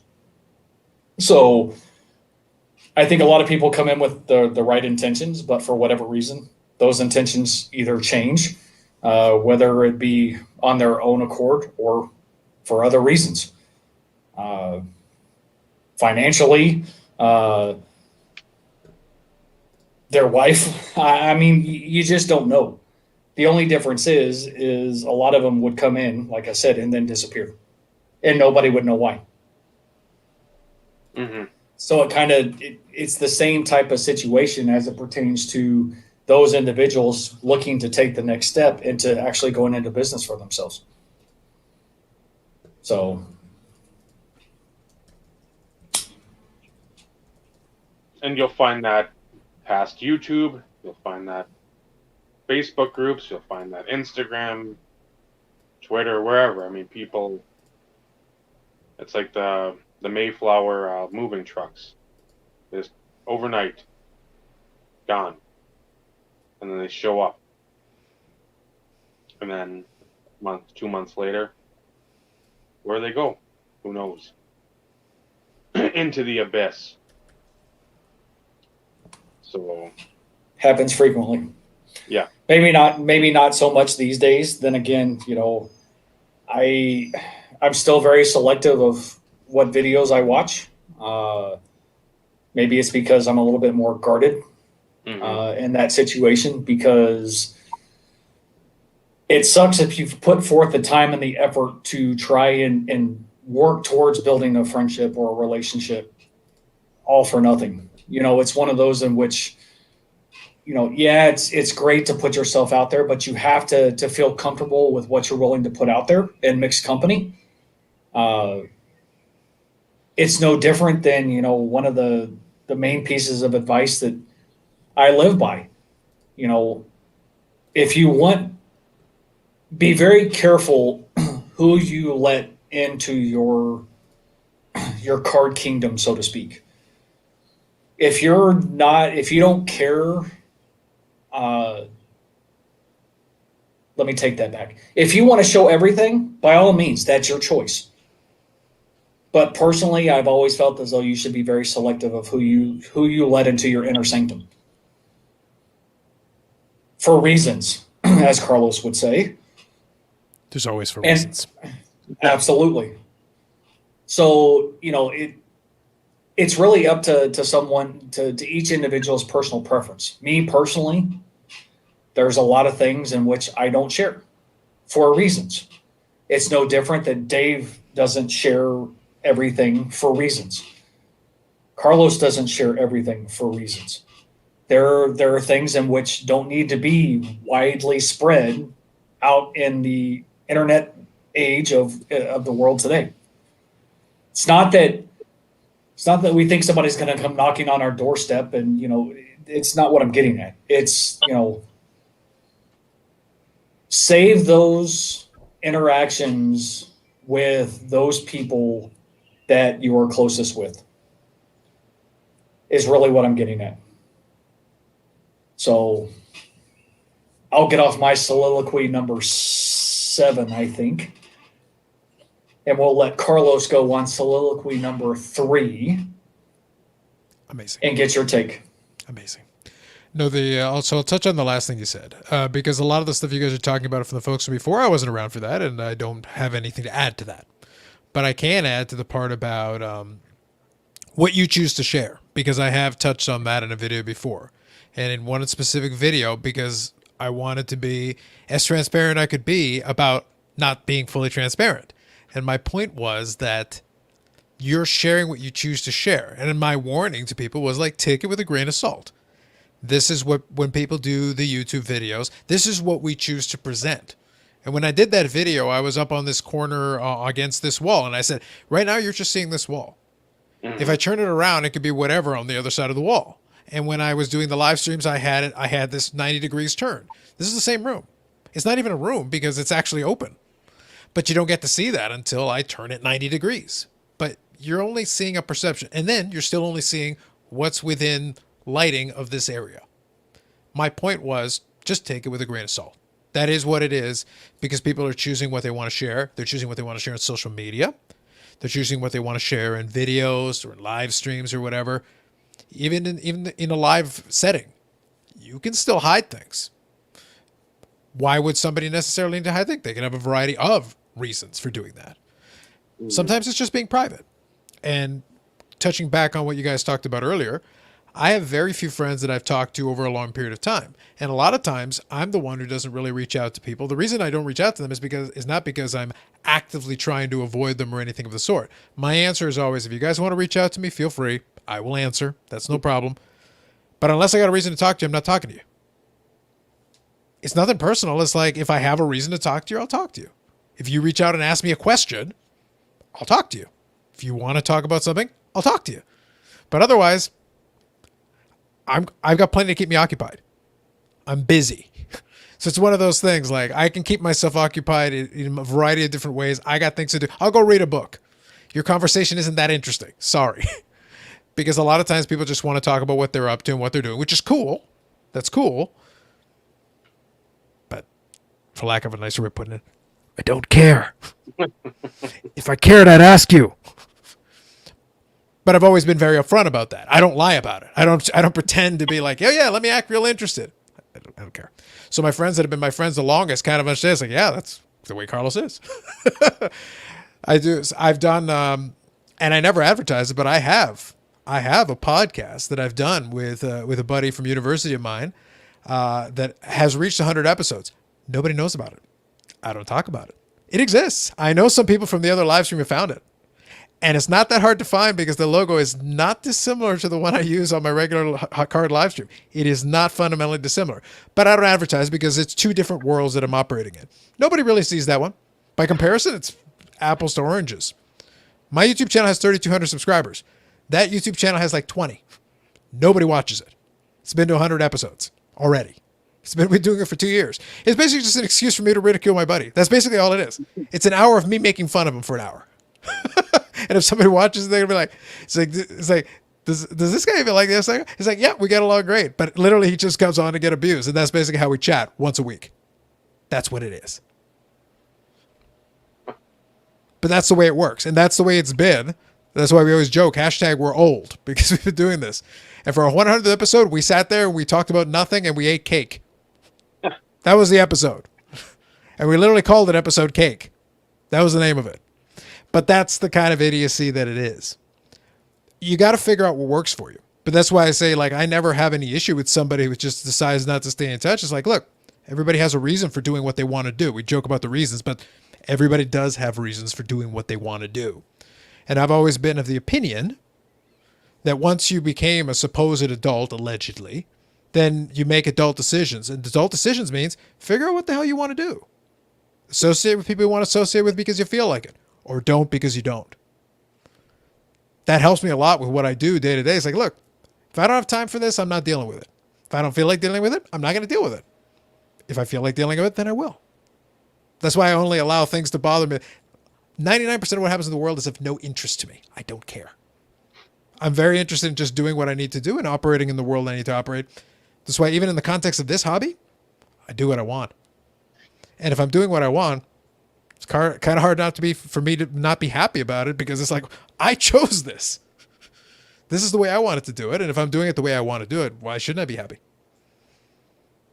But everybody has to make that decision for themselves. And I watch a lot of people be tremendously unhappy. I'm like, maybe you made some wrong choices. Maybe you need to think about this one again. And that includes who you deal with, who you talk to, and when you talk to them. So bringing it all the way back around, that's a big part of it. Who you choose to associate with, because it's a choice. Mm-hmm. The reason I didn't talk to some of those other people is because we had nothing to talk about. The only reason we talked before was because we were in the same place at the same time. When you're in school with folks, it's really easy to talk to them because you're already there. You find things to talk about. But then later on, they got their families, they got stuff to do. Everybody gets busier.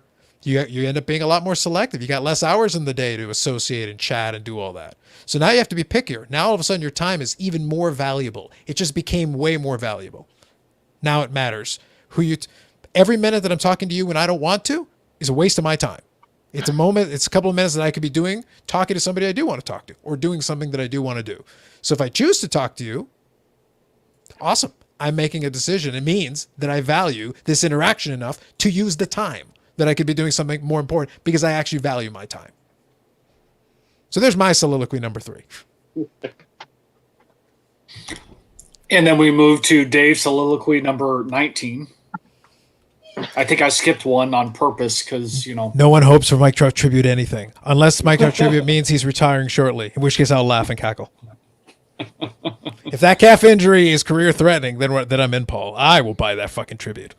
I'll buy all the fucking tribute. And then I will burn them all. And yes, we know secretly that you have the largest position in pro set hockey in the entire world. You just refuse to admit it. So, well, the only way I could possibly house it is in one of Dave's warehouses, because that's a lot of damn pro set hockey. Yeah. We know y'all your friendship with Dave has lasted longer than what you've put on. We know he's allowed you to sublet his one of his warehouses near the border to house all of that product. We all know it's for kindling, but it's one of those in which we do know that you are the largest percentage holder of that product in the world. So, well, it is fair. That warehouse can be seen from space, and to this day, machines are sorting through it. Yes. Unfortunately, during Dave's original soliloquy, I kept having to close the phone because some guy, ComC Tim, kept bugging me. He wanted some tips on how to use a machine. It's weird. How'd that work out? Well, it hasn't worked out so far. So, obviously he needs some tips. I think that's why he needs the help. But you can see it from space. Well, listen, if you don't have a warehouse you can see from space, what's the point of even trying? Just give it up now. Very true. Very true. I like that comment by Bobby, though. Carlos is playing the anti-influencer to hoard pro set. Yep, see? The truth comes out. Can you actually hoard pro set? At that point, doesn't pro set hoard you? Isn't this like the Russian joke? It's like, in communist Russia, pro set hoards you because it's the only way. You don't control it anymore. It is beyond your control. More than likely, yes. Just throwing it out there. I don't think any mortal man can control pro set. It is a force unto itself. Which we've just stated that since you were the largest percentage owner of said product, then you have all this stuff figured out, right? I don't own it. Pro set owns me. I thought it's like that's what I'm trying to establish. Yep. It is a force. Like I don't own it. No one can own pro set. Valid. We've definitely gone down some interesting angles and paths this episode. This is the most metaphysical of your episodes. I appreciate it. Yeah, on multiple planes. That is true too. It's interesting to see where Dave takes this, as long as it's not back into Pandora's box like it was. Don't get us back to ProSet, Dave. That's a gravitational force that we need to get out of. We need to escape, Dave. Get us out. Well, we try to do deeper dives, and sometimes not even deep dives, just some different subject matter. I mean, how much of the same stuff? I mean, you want to see somebody get interviewed twice within the same span of like 4 days? Oh, come on, Dave. No one would do that. That's completely uncreative. I mean, You'd have to be bankrupt of any originality whatsoever. Like, what are you talking about? devoid of any creativity. Yeah. Like, no one would do that. That's stupid. No one ever. So, I mean, some of the stuff you're looking at like the placard for the next week, and you're, well, how the hell is this going to work out? At least it gets you thinking about that. That's the thing. Some of the stuff you're thinking, okay, well, maybe we'll get 45 minutes out of it. Others, you're like, well, this could be a lengthy discussion. Again, depending on the chat and where certain questions or queries may go. And I like that factor, that thought process, instead of, hey, let's just rehash some fucking kindergarten questions to somebody. How did you get into cards? I fucking was on the moon. I found them with my friend the Doge. What do you think? I mean, as much as we don't want to be in that class, and I don't think a lot of people put us in that class, at times we want everyone out there to just think a little. Not just see an old metaphor saying, don't just see the black and white.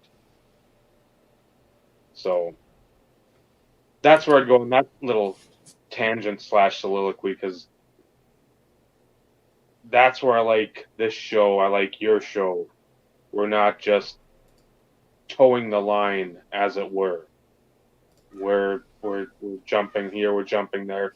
Sometimes we can come back that line, tow it for a while, and then we get the tide takes us back out to sea, and then we figure out what we're doing then, and eventually wrap it up. But at the same time, it's not the same contrived drivel that a lot of folks out there are putting out.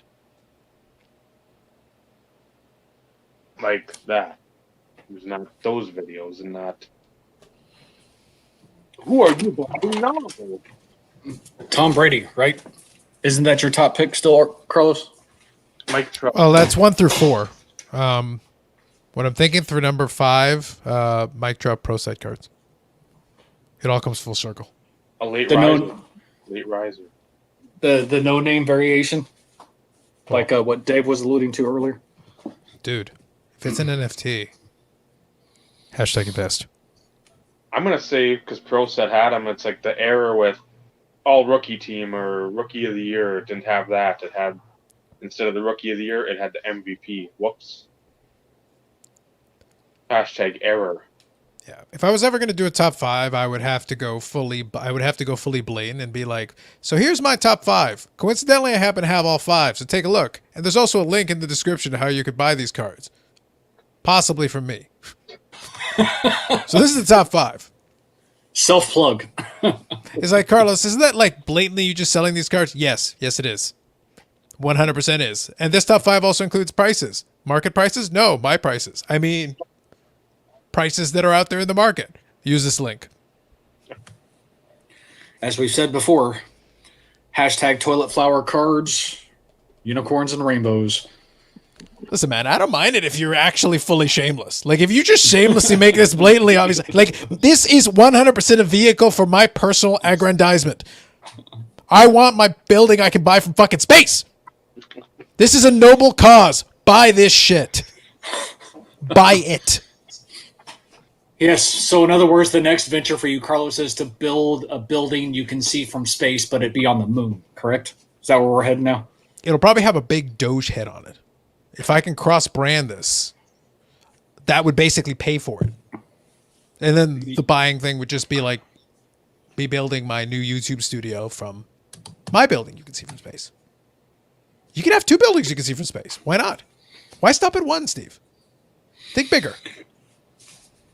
Yeah, I obviously don't have that much forward thinking going on in this head as of late. Just thought I'd throw that out there. See the vision, man? You could have a Doge head on top of a building you can see from space from the moon. You can have your own building, state-of-the-art studio. And then you start up the new YouTube channel, #CryptoGriff. No one's ever used it. They should. I think it's a good idea. But no one's used it. Still waiting for him to start that channel. We've all been pushing for it, and yet he still refuses to listen. It's so obvious. Like, just get rid of this ridiculous pretense. We know you hate cards. All this is bullshit. No one buys it anymore. It's trash. It's fake news. Just move on to your full destiny. Evolve to your final form, CryptoGriff. Let's just get it over with. Yep. Yeah, get rid of the cards, the Game of Thrones, all that crap. All in the dumpster. That's peasant stuff. Get rid of it. Let's go. Yeah. Oh, dumpster fire cards. You have to be careful because there actually is a dumpster fire YouTube channel. Yes, I know there is. And I enjoy when they start just crapping on random sports stuff. I enjoy it for what it is. I don't mind it. Oh, I thought it was a channel that's about 30 minutes south of Steve.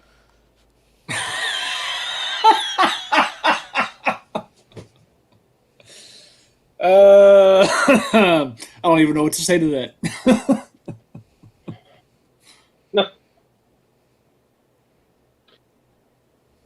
I don't know. That's what I thought. I didn't actually think that was just an acronym or something for something else.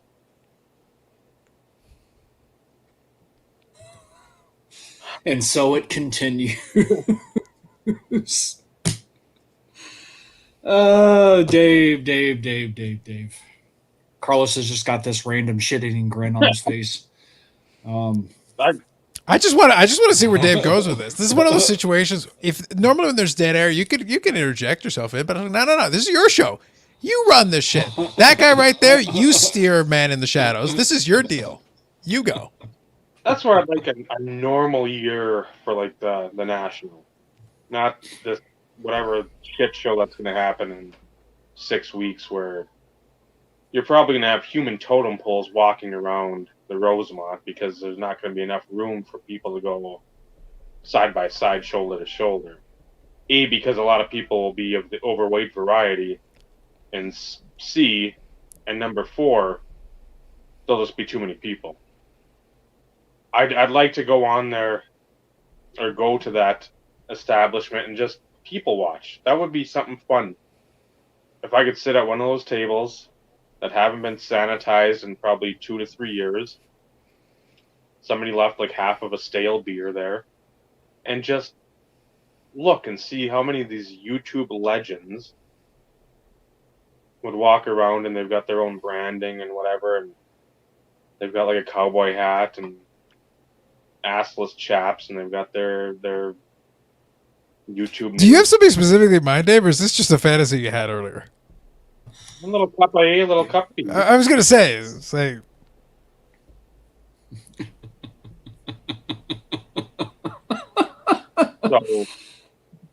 and just I would agree with you. I would love to people watch. At least. Sorry, go ahead, Dave. I normally like to do, but that would be one where I'd want to see how inflated people can be because somebody comes up to them and says, "I know you from YouTube." Great story. Nobody gives a shit. well, Dave, if you had planned it out ahead of time, you could have always bought a booth, and you could have just called the booth "Watching You," and just be literally just sit. It's like, are you selling anything? Nope. Why do you have binoculars? Watch me. Never mind. Just literally at your booth, and then get yourself an elevated platform on your booth, and it's like, what are you doing? Get a scissor left there. I have to watch them. Oh my God, these freaks! He's like, we can hear you, Dave. Sorry. Steve could be running a drone. We can just that'll be our vlog footage. We'll just have people just getting zoomed in zipped by a drone, and what the hell's going on here? Never mind. Mind your business. Well, the thing is, like I said, guys, if you're gonna do it, you have to make, like, it's what I said earlier about the top 5. If I ever do a top 5, it has to be a blatant mockery. It has to be like overt, over the top. It's got to think like Naked Gun, where nothing is subtle. You cannot do subtle. You have to be like an elevated platform where you're staring at people. Steve has to be there with the drone. I would walk around like a human billboard with my own logo. I'd be like, you think the merch is shameless? Oh, no, my friend. The full-size logo shirt, the logo hat, endless merch. I'm literally just walking around handing out merch. All of it is just catchphrases and hashtags. You think the Supreme Boys are bad? Joke's on you. Joke's on all y'all. Do it right.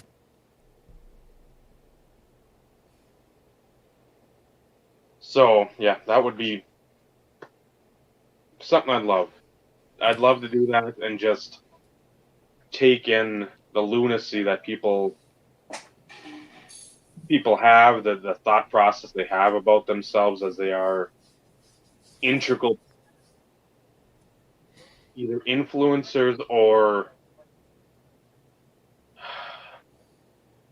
I'm trying to think of the word and I can't think of the correct word for it. Are you sure you're not looking for nomenclature, Dave? This is correct. I'm not looking for that. Not influence, like not idol. Something Infamous, YouTube famous, internet famous. No, just like you look up to someone. Thesaurus.com.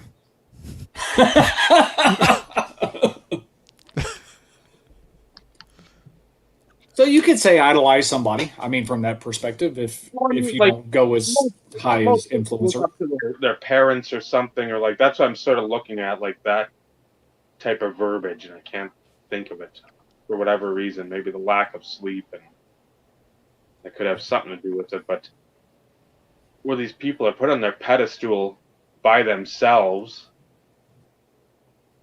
I'd love to see that, just to see if people walk by them and they're just like looking like the lost puppy or the puppy in the pound, like the dopey eyes, and you're not gonna give me recognition? Yeah, nobody cares. Joke's on you, Dave. You wait until you see you go there and Sports Card Investor has his booth and he's signing autographs and shirts all weekend. He goes, guys, I want to leave. He says, no, sign our shirt. No. And then Dave loses his mind. It's like, and this is a part of the vlog that Dave is doing from the prison cell in Chicago. Right. It's like, I could give you guys a review of the prison cell. It's clean-ish. Looks like it was cleaned relatively recently, at least in the last month. Could be worse. It's true. Yeah, I will say, though, it was interesting that Mike did point out that there were a lot of individuals self-promoting, Of course. but more from an IG/website perspective, which, you know, I get it. This was a prime opportunity in the market for individuals to, quote unquote, make a name for themselves, and, you know, cash in. Those that have been doing it for some time, it's one of those in which, look, I'm not saying I won't say I'm not a fan of self-promotion. If you're running a business, I get it. But self-promoting only gets you so far. Then it becomes word of mouth, reputation, everything else. And, you know, it's just because you have somebody, just because you're wearing your website or your IG handle or your YouTube name for that matter, to a certain degree doesn't mean shit. Reputation is what really carries your brand towards the future. Just because you're internet famous means what? Does it really mean anything? If you're making money, then hey, more power to you. I'm not opposed to anybody, making a living doing this either. But, it's interesting. I would venture to say that, the Philly show may be a prime indicator of what it's going to be like at the National, though. Is it going to be, 80% sellers with their Pelican cases trying to move stuff with a crap ton of people self-promoting, whatever it may be? Hashtag content. Give it to me. Do it. Do it. Not that I would wish that. Yes, you're trying to manifest it. And it's probably going to work. Like it's going to work real good. It's going to work real good. One I'll throw at you though is that there is also a Dallas show scheduled just before the National. Mm-hmm. And I'll give you a little spoiler. I'm going to the next video I'm doing that I've started to work on, that what I was taking a note on earlier because I was thinking about a couple of points that I wanted to make in it, is that I want to talk about momentum leading into the National, because I think that's going to be relevant. The Philly show is a useful indicator. That's why I was listening very carefully to what Ed was saying. I was making snarky comments like always, but I was also listening in because I'm interested. I don't just care what people did. I am interested in what they observed. I am interested in kind of what the ratio. So when Mike was talking about it, that was useful. Mike was by the live stream the other night, and thanks, Mike, for popping in. I was very curious what he saw. It's what you see only tells you a sliver. It tells you a little bit, but it's helpful. If you add it up enough different vantage points, you start to get a little bit of a view of kind of what it was like in the room. Not a perfect view, but it gives you an indication. But leading into the show, as you go along, if the money keeps being tight, that Dallas show might strategically be a very bad move for those Dallas guys, because most likely you're going to get a bunch of people skipping you, because with the National right beside it, why would you then run to go potentially spend some more money? No, you're going to hold it potentially. So then going into you're going to kind of limp. The very next big show right before the National, you're going to kind of limp in momentum wise. Mm-hmm. So like I said, momentum sometimes is a real thing, and perception is real. So the people that do attend that Dallas show, maybe that don't get a chance to go to the National, they might come off being like, oh man, real slow. We'll see. We'll see what it plays out to. But if that show comes off slow, dealers struggle to move stuff, prices are kind of stagnated, that's the very next big show right before the National. Mm-hmm. You'll have a bigger venue. You'll have more folks. But is it going to be a Mexican standoff between people like, okay, I know what the comp is, I want to pay under, the market's kind of stale, and the dealer's like, I have this much into it, I can't sell it for that, and you're just kind of stuck. It's not that prices go down per se, it's just that the inventory doesn't move. Unless you get real cute with trades and do a couple of different things, which you started seeing a little bit in the last Dallas show. Mm-hmm. People found a way to move cards, but it was by, okay, I'll trade you this and this, I'll throw a little bit of cash on there, but I don't want to commit cash to buying this outright. Does that continue rolling into the National? And we have about a month to figure that out. Interesting. I will not be attending the Dallas show. I've alluded to on multitude of occasions. It's one of those in which I'd rather go with individuals that I care to surround myself with and have that be the bulk of the experience than, kind of dipping my toes into an aspect of a hobby that I'm honestly not as familiar with. Excuse the dogs as they're barking. I have no idea what the heck they're barking up. Because it's not that I can't sit there and figure out what comps are or use that as a guide or, position myself to make an offer on said card. It's just one of those in which, to me, I still go back to going to the TriStar show in Houston years ago. It wasn't about the card show. That's where we were going, but it was about going and meeting Scott for the first time and then going and meeting Ryan and Neil and a few other guys that we have interacted with for years but we've never met face to face. So, from that perspective, I have no interest in going. Like you, Carlos, though, I would be interested to see if things are consistently heading down the path that you alluded to. Mm-hmm. If that's going to be like the mainstay again for the Dallas show leading up to the National, is it going to be as crowded? Like you said, are people going to skip over that one because, National's the big one? Yep. Are people going to forego it because, they don't want to invest the money to set up and, leverage that expense to where they see a bigger or a larger potential in Chicago? So I would be interested to see how many vlog videos come out of Dallas. Yep. Because I know when Dave and I were talking prior to going live, he mentioned the lack of content coming out of the Philly show, outside of what Ed had mentioned, and I can't remember, Dave, if you happened to say that you had stumbled across another one, but the lack of content coming out of the Philly show. Maybe that could be a timing issue though too. Yeah, I think it's also location, it's timing. It's because a lot of the stuff that I saw from the Philly show was Mike O. It was Ed talking about it. I think I could be mistaken on the name, and someone can correct me. I think Nuff said Cards, because I think he's in the general area as well. Yep. So like if folks were in the Philadelphia area, they were already around and they were inclined to go see the show.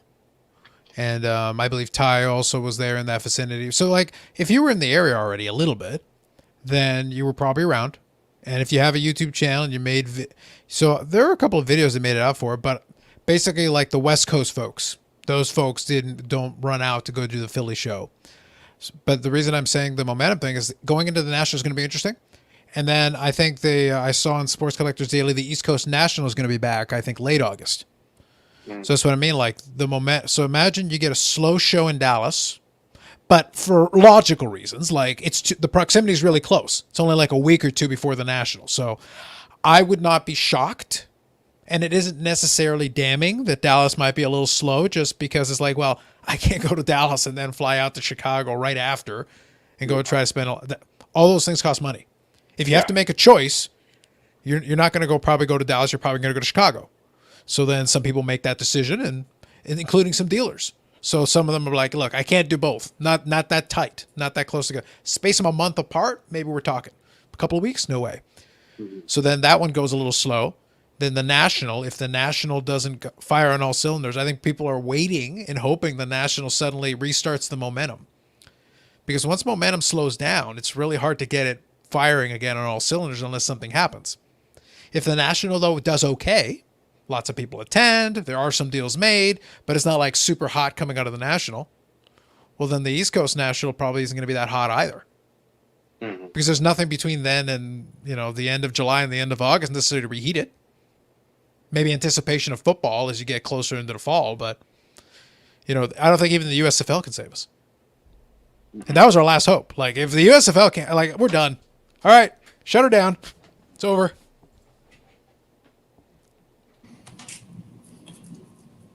I think there's another Wisconsin Dells show, too. Oh, no, for sure. There's definitely going to be shows between, but I'm just saying we're going to be able to go through the progression of these shows. Yep. And the ones that some folks do make, you're going to see the breadcrumbs. This would be the way I present it. You're going to see some breadcrumbs along the way. My interest level as someone who is analyzing this and observing it, because I have no stake in it. It makes no difference to me, but I get to watch it as an observer. I'm going to get to follow these breadcrumbs. I'm going to be like, if you have kind of a cold show, and they get kind of another cold show, kind of another cold show. These are folks that are in different parts of the country. They're going to experience the same thing. Well, then you're going to get a general cooling overall. And that won't be everything.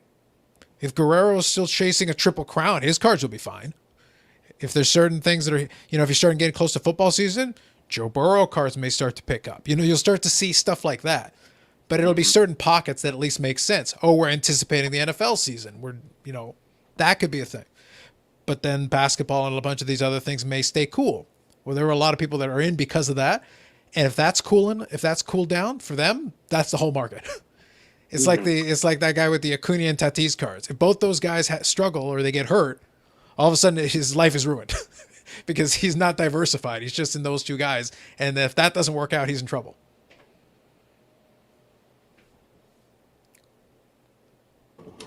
I still think, though, going back to what Ty mentioned, the high-end cards or I'll call them key cards. If you look at a lot of the stuff that like Golden is still pushing in his auctions, to me, those are still key cards. And although we may see some reduced selling prices for some of those cards prior to what they sold for previously, it's, to me, that's still not an indication of anything cooling, so to speak. That's a supply and demand thing, and I still stand behind that. And I know we've talked about it before. It's always about supply and demand. And a lot of people came out of the woodwork that were holding a lot of these because of the market boom as it pertains to collectibles. So they were able to take advantage early on and get top dollar. But you still have a ton of key cards that are still selling for substantial amounts of money. Mhm. So you can't gauge, at least in my opinion, you can't gauge the softening or the correcting of the market on that portion of the market because that's only a small percentage. It's the lower tier. It's the ones that are what I consider in mass quantities, so to speak, that you're going to start seeing it more frequently, in my opinion. That's just me. It's also a volume thing. If you're somebody who paid top dollar at that top of the market and there isn't a lot of them out there, if you don't think that the next price is going to be equal or higher, why would you run to sell it? Anybody worth their salt would be like, maybe chill on that for a little bit longer. You can't lose if you don't sell. There's no, Very true. Yeah, and if it's a super rare piece, it's not like somebody else is going to come and undercut you by selling something cheap. Again, it depends on how rare the piece is. But like I said, that's why I say it's good to to step back and take a broad view. What Mike here says is true. But if the dealers don't want them, it's going to depend on the item. It's going to be super item dependent. Somebody could be hell bent to spend it all. But if somebody is asking for the top dollar that was 2 months ago and they refuse to get off that, you could bring all your money to spend it all and you might not have enough. And if they won't come off that price, the sale doesn't get done.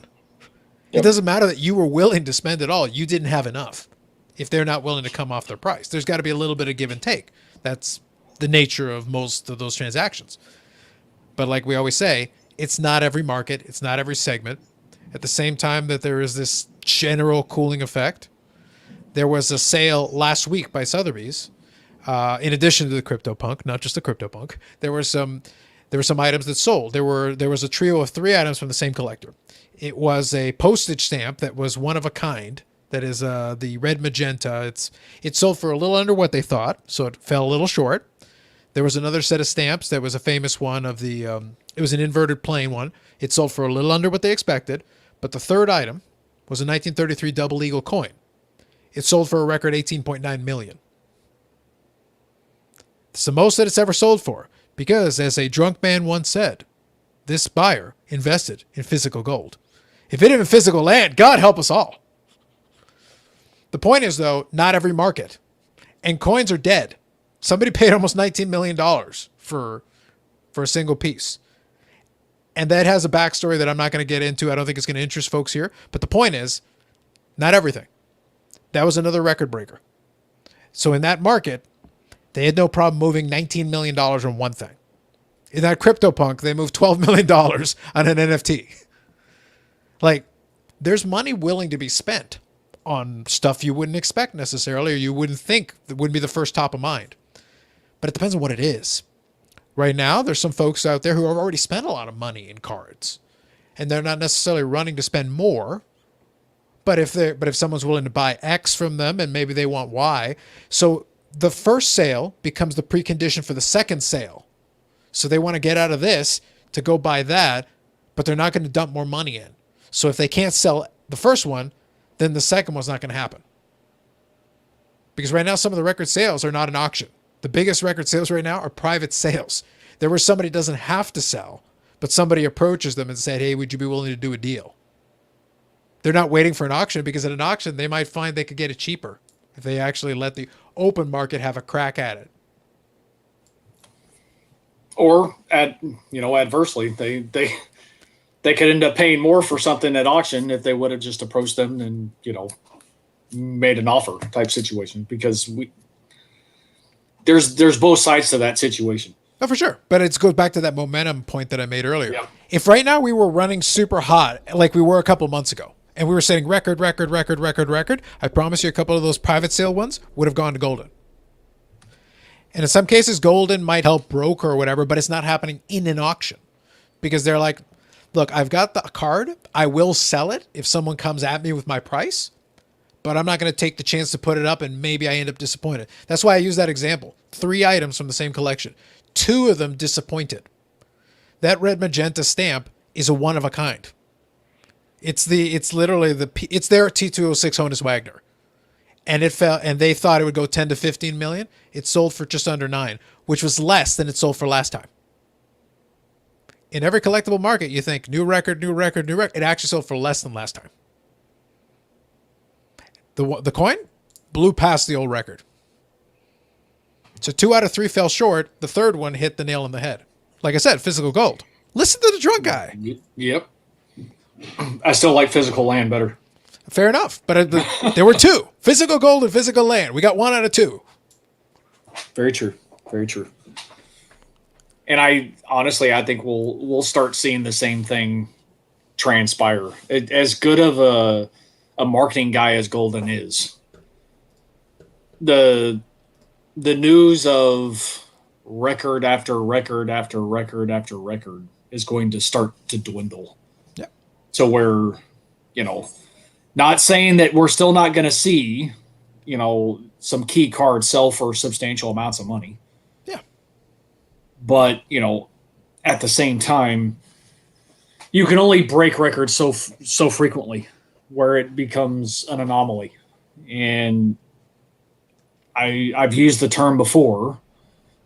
I think early on when the hype was so much surrounding the collectible space, people just came in without really fully understanding what they were getting themselves into. Yeah. And yes, I'm alluding to the buyers, not the sellers. I'm alluding to the buyers. And, there's going to be a lot of people who have spent substantial amounts of money on certain pieces to where I don't think they'll ever recoup what they purchased something for. Just because of the disparity in what somebody paid via auction compared to what somebody purchased in a private sale. Just my opinion. Yeah. That's why I think the private sale might become the viable option. For somebody like a Golden who does have contacts, if somebody comes to him with a high-end product, the question they're going to ask, you think we should go for auction or you think we should go for a private sale? Do you know anybody? He goes, because Golden is going to keep his finger on the pulse. He's going to sit there and go like, right now, yes, we can go to auction. I'll promote the hell out of it. I got a TV show coming on. I'll be able to promote it through that too. Like, we can make this work. Or he'll be like, you know what? I can probably get you a top price. If you can be a little patient, I'll reach out to some folks who might be interested. We come up with a private deal that works for you. I'll take my cut. We still break a record and we don't take any chances. Because if they don't want to do it, then nobody ever hears about it and you don't even know anybody was talking. Because that's a win-win. If the deal never happens, you don't know it didn't happen because you didn't even know it was in play. It's not like an auction that disappoints. If you're doing a private deal, if you guys never come to terms, you'll never hear about it. But if you do, and it is a record, and it is a legitimate sale, you can make a press release, you can do a whole bit on it. No, very true. It's and all it does is self-promoting though too. Yep. But it's the safest way it basically protects the seller because you don't know what they were even selling. Correct. You don't know who they are. You don't know what they were doing. And if nothing ever comes of it, you'll never hear of it again. But if something happens, it's like, well, it finally happened. PSA 10, 52 tops mantle sold for $38 million. Dave, anything you want to talk about? Anything you want to... Did somebody... So that wasn't you that transferred all those Doge? Like, it's on the blockchain. We can see that. There's a public ledger. We saw that big old shift to Doge right around that time. An interesting coincidence, Mr. Archer.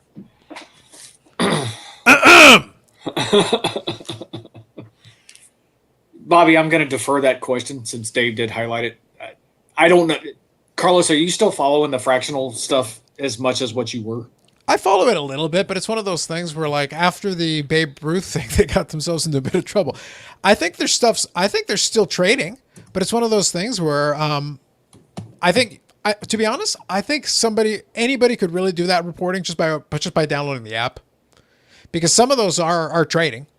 I just don't know, like, whatever it's trading for, like.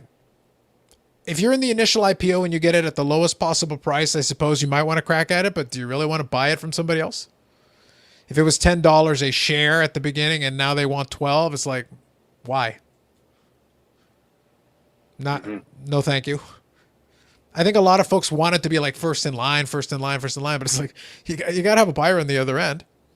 Remember, not the same thing, but anybody remember the last time we heard about Top Shot? Nope. It's been a while. It was a story because initially people ran to it as a vehicle. Well, it turns out it was very difficult to get money out of Top Shot. Extracting the money. There were people who were paper millionaires. So that was cool and all, but you couldn't get the money out. So it didn't matter. With a fractional thing, it's like, can you get the money out? And can you find something that you were able to trade for profit? But my original statement stands. If you bought it for 10 and now you can sell it for 12, you made $2 a share. Do you want a parade? Yeah. There's so many things you could have made more money on in the same market, and you would have actually been able to trade the thing and actually get the money. It's such a small thing. It's like, unless you really want to feel like, hey, I bought a share of a 53 Tops PSA 9. It's like, so you have nothing. At least you have the CryptoPunk. That'd be kind of hilarious. But right now, you truly have nothing. Oh, valid. I was just curious because I know early on you were following that a little bit more and bringing at least information to the table, because I never understood it from the beginning, nor did I care to understand it because it made no sense to me. Yeah. The last time that I touched on those guys was when they did the Series B concept, the possibility of it. That's what brought it back to make it amusing for me. I was like, all right, hold on. Not only do I get to make fun of this, I get to point out that I called it last October. Let's roll tape, where I literally said you would do this. It was only a matter of time. So first, I wanted to bring your attention to make fun of it. Second, I want to bask in how correct I was. Got to do both, take advantage of the opportunity. If you can go back to the tape, it's like, turns out I'm really right, guys. Here, let me show you. I can prove it. Nope, very valid. What's up, Mr. Vinny? Long day, fellas. Long day. You don't say. Would you care to elaborate? I was literally going to say the same thing. It's like, that long, huh? Work, training, work, and helping the kid for a couple minutes. Nice. Still training, I'm guessing? Yes. As in being trained? Yes. So out of curiosity, not that anybody really cares, but how long were you put on hold dealing with the elevator music while on your training call? 32 minutes, 52 seconds. Why didn't you hang up? I did. Okay. But you waited 32 minutes and 50 whatever seconds before you hung up? I gave him the college try. I think college is 15 minutes, and then you can get up and leave? No. That doesn't apply in corporate America. It's all based on title. If it's like manager and below, you give them 5 minutes. If they're not there, you hang up. If it's director or higher, you give them 15 minutes. Oh, is that how that works? Well, at least it is where I work. See, the good thing is I was watching it on my second screen, so I was actually following them. And internet issues. Go as figure. They did. Sorry, go ahead, Vinny. I can visually learn. So as long as I had the session name and I was trying to figure it out, I was good to go. But yeah, that would be very annoying though to sit there and try and learn from a training perspective, but have to deal with elevator music in the background. It was. It'll be a better day tomorrow. Glass half full. Yeah. Yeah. One of these days, we're going to get you out of that mindset, Vinny. We're going to turn you into a realist. I am a realist, but in heart, in the cockles of the heart here, I try to be the positive fellow, but deep down, I'm a realist.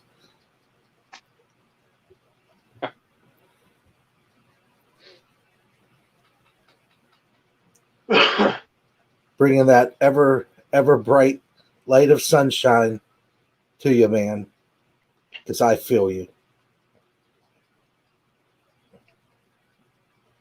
It's the vibe. And I just like to go on record because I know the better half is not watching right now.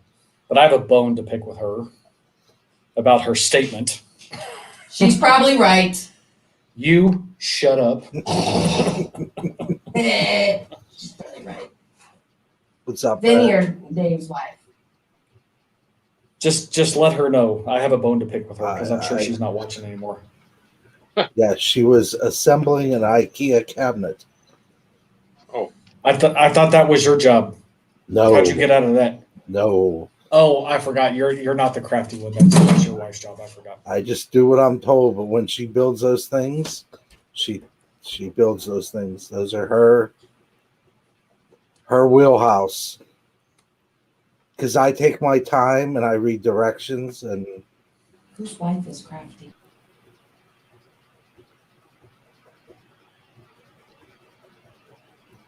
I'm Pennsylvania slow, as she calls it.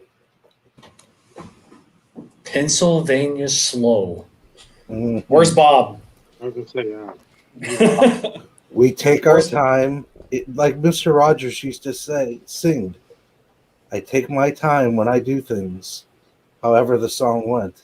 But he sang about it. That's all I know. I'm in my 40s. I don't remember that much from back then, but I remember he sang something about it. I like to take my time. It's something, yeah. We should all quote song lyrics like that. Yep, I would. Something about love, something. And then I'll something. lean close for emphasis. Dude, that's a viable tactic. Yes, it is. Only, but I can't steal it because it's all yours, Carlos. You gotta prepare, man. You gotta have your shtick. Yep. Some of us have phrases, some of us have shtick, some of us start off at a certain volume, lean forward for emphasis. But it works so well for you. Has so far. Yes, it has. But yes. And there is Bob, I agree with the second half of Bob's statement. That this is true. Mm. Very true. See, with Bob, it's like you need 2x just to get the normal speed. A little tricky when you're trying to do it live, but you do what you can. Just got to feel bad for Chair, especially during those videos. Ooh. Well, we can only imagine the burdens the Chair has had to deal with over the years, carrying this hashtag YouTube Hall of Famer. At least until the impeachment goes through.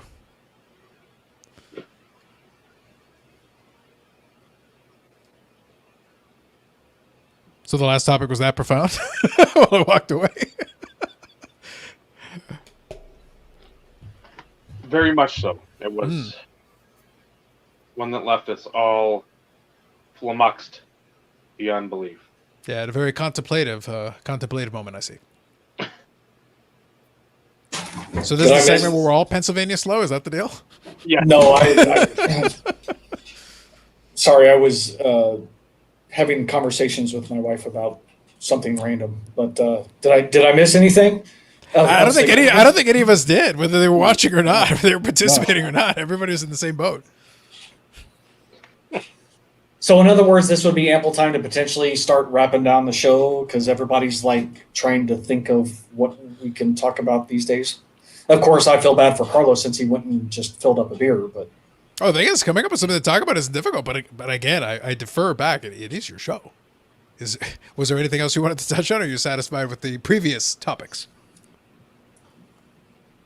I'll defer it to the chat. If there's anything left for them to bring up, Vinny, if you had anything to add based on any of the topics of conversation, that is, if you've happened to be able to watch it all throughout this evening. Bits and pieces. Bits and pieces. So you have nothing of relevance. You pretty much hit most of it. Yet I still showed up. I don't know why, but I'm here. Well, because you enjoy being here, and that's okay. This is true. Even if you have nothing to add, people like to see your face. Maybe, I don't know. I'm sure they do. Can't speak for everybody else, but we enjoy it when you're here. So I'll leave it to the chat. Anything. We'll leave this open for the last bit of the show. Any random topics, any questions, anything you want to touch on before we wrap up the evening? Brad says he comes to see you, Vinny. Well, Thanks, then you Brad. came at the opportune time, Brad, since he did show up late. And I would just like to go on record that the mosquitoes in Texas this year, I shit you not, are like the size of flies. They're freaking huge. I will I know, say random. I will say that I agree with you there. I've had more mosquito bites this year than in previous years, and they've all been quite large. I mean, I was outside grilling last night for dinner. I made grilled pork chops and Dave's favorite, grilled mushrooms. This time I didn't send a picture. I'm sorry. I failed the group, but I can only send so many grilling pictures. Not to mention I was sweating my ass off. It only felt like it was 102 while I was grilling last night. Thank you, Texas humidity right before summer starts. This is always fantastic times. But as I was grilling, I shit you not, I'm sitting there waiting to, flip the pork chops and stuff. And I feel something biting my leg, thinking that, okay, it's, probably a mosquito, right? I looked down. The damn thing was probably as big as my pinky finger. And the fact that I actually felt it as it was depriving me of blood. That's what you It run was into crazy. problems. The mosquitoes over in Texas, they're big enough that they try to strike up a conversation. It's like, I suppose we can speak first before I commence with the festivities. In all my years, guys, I'll be honest, I don't think I've ever seen mosquitoes as big as what they are this year. It is ridiculous. The nice thing about it is they're not swarming. So they're not like excessive. Flies have been horrendous as of late, but they have not been swarming, but they are quite large this year. I will second the large fly population, as they like to hang around the softball field, and apparently I am a prime target in the ankles. I don't know why. Prior to you adding the qualifier, I was about to say, so you're saying the flies and mosquitoes do like your face? Yes, the few that do. I was going to say, I'm like, big- I'm big in- they're voting with their attention. I'm big in the insect world. Could be worse. Could be big nowhere. Exactly. At least your approval rating, the insect population's high. So that's something, Vinny. And there's more. Hang and your hat there's on that. more- Yeah, and there's more of them than us. So That's huge. trending. That's huge. So we have Paul's question, Vinny's face, yay or nay. Okay. How about I actually contribute a topic? I was waiting to see if the man in darkness would actually do it. Fine, I'll do it myself. No, but I think this is pertinent and it actually plays into this last segment of Pennsylvania Slow. Obviously, as we get into the better weather, folks are outside, they're doing their grilling, they're doing, softball and all that. And it's one of those things that I've observed, and I'm okay with it because I understood and I knew that was going to be a thing. But obviously now as folks are getting a chance to go out and doing their thing, have we considered also the possibility, and it is part of the play as well, for the cards part of it, it's like, people are just doing stuff. It's a general slowdown because you're seeing a slowdown in content. You're seeing a slowdown in people being around and participating in it and doing all that. Like, I'll still have the regulars pop in. Like, usually if I'm doing it on a Friday evening, it's a Friday evening. But for some folks, they're out and about doing something. They're out in the patio. They're having a drink somewhere. Like, so that's why I don't take it too personally. But I appreciate the folks that decide to pop in. But it's one of those things that could be playing into a lot of the card stuff too. Stuff's just slowing down a little bit for the season because it's like, whoa, I can go outside, you say. Oh. Well, it's summer months. Kids are getting out of school. That's also a thing. Yeah. Since, a lot of school has been focused on distance learning or hybrid model. Mm-hmm. A lot of us parents were more involved from the school perspective. I can speak from experience on that front. But, as getting outside, things starting to open up, people trying to get back to some sort of normalcy. I definitely think it plays an impact on what we're experiencing within the market itself. So, and as the summer progresses, I think that trend is going to continue to have an uptick as well as it pertains to, for me personally, now that we're in the summer months, my neighbors across the street who we spend a lot of time with, who we always go on vacation with, that's usually where we are on Friday nights. So by the time I get home, I'm catching the tail end of the show for you, Carlos. Yeah. But I still do my best to chime in and make sure I offer my support. I always say I may not always comment. I may not always, jump in the chat, but one of those thumbs up is typically coming from me. But, I can only speak from my perspective. I don't want to speak for the whole, but I do think that you touch on a valid point, though. Yeah. And it'll be interesting to see if that plays into some of the attendance, though, on some of these upcoming shows, though, as well. Yeah. Because now that people are able to get out, is the attendance going to increase, or what's that going to look like? So, yeah, and that's the reason why I brought it up is because it plays into both sides of this. It plays into the YouTube side of it a little bit, but I anticipated that. So it's one of those. It's funny because that way you're not going to be bothered by something you're anticipating. If you understand this is going to be true, you adapt yourself accordingly. For me, it's just a hangout on Friday evening. I'm just hanging out, and usually I'm having my beer anyway. So instead of me sitting in my patio, which is feet away from me, having my beer, I'm sitting there having my beer chatting with the chat and chatting with Bobby. Usually that's what's going on. So cool, works for me. So it's fine. But I know that there are people that are out because even around here, as much trouble as they've had rolling these things out, people are getting more vaccinated. Even over here, I've noticed an acceleration. That's why I joke with Bobby that I was going to sit back and wait until they dealt with their disaster because they couldn't figure the rollout thing out. But they're getting to the point where now you can book some of these things, and I'm pretty close to the part where I'm going to be like, all right, I have people for that. I'm not going to do it myself. That's for peasants. I don't do my own work. So I'll point to the folks like, all right, book it for me. It's like, but it's a website. Let's get it done. But don't bother me with such minor details. But then I can go do that and then get it booked, and it's fine.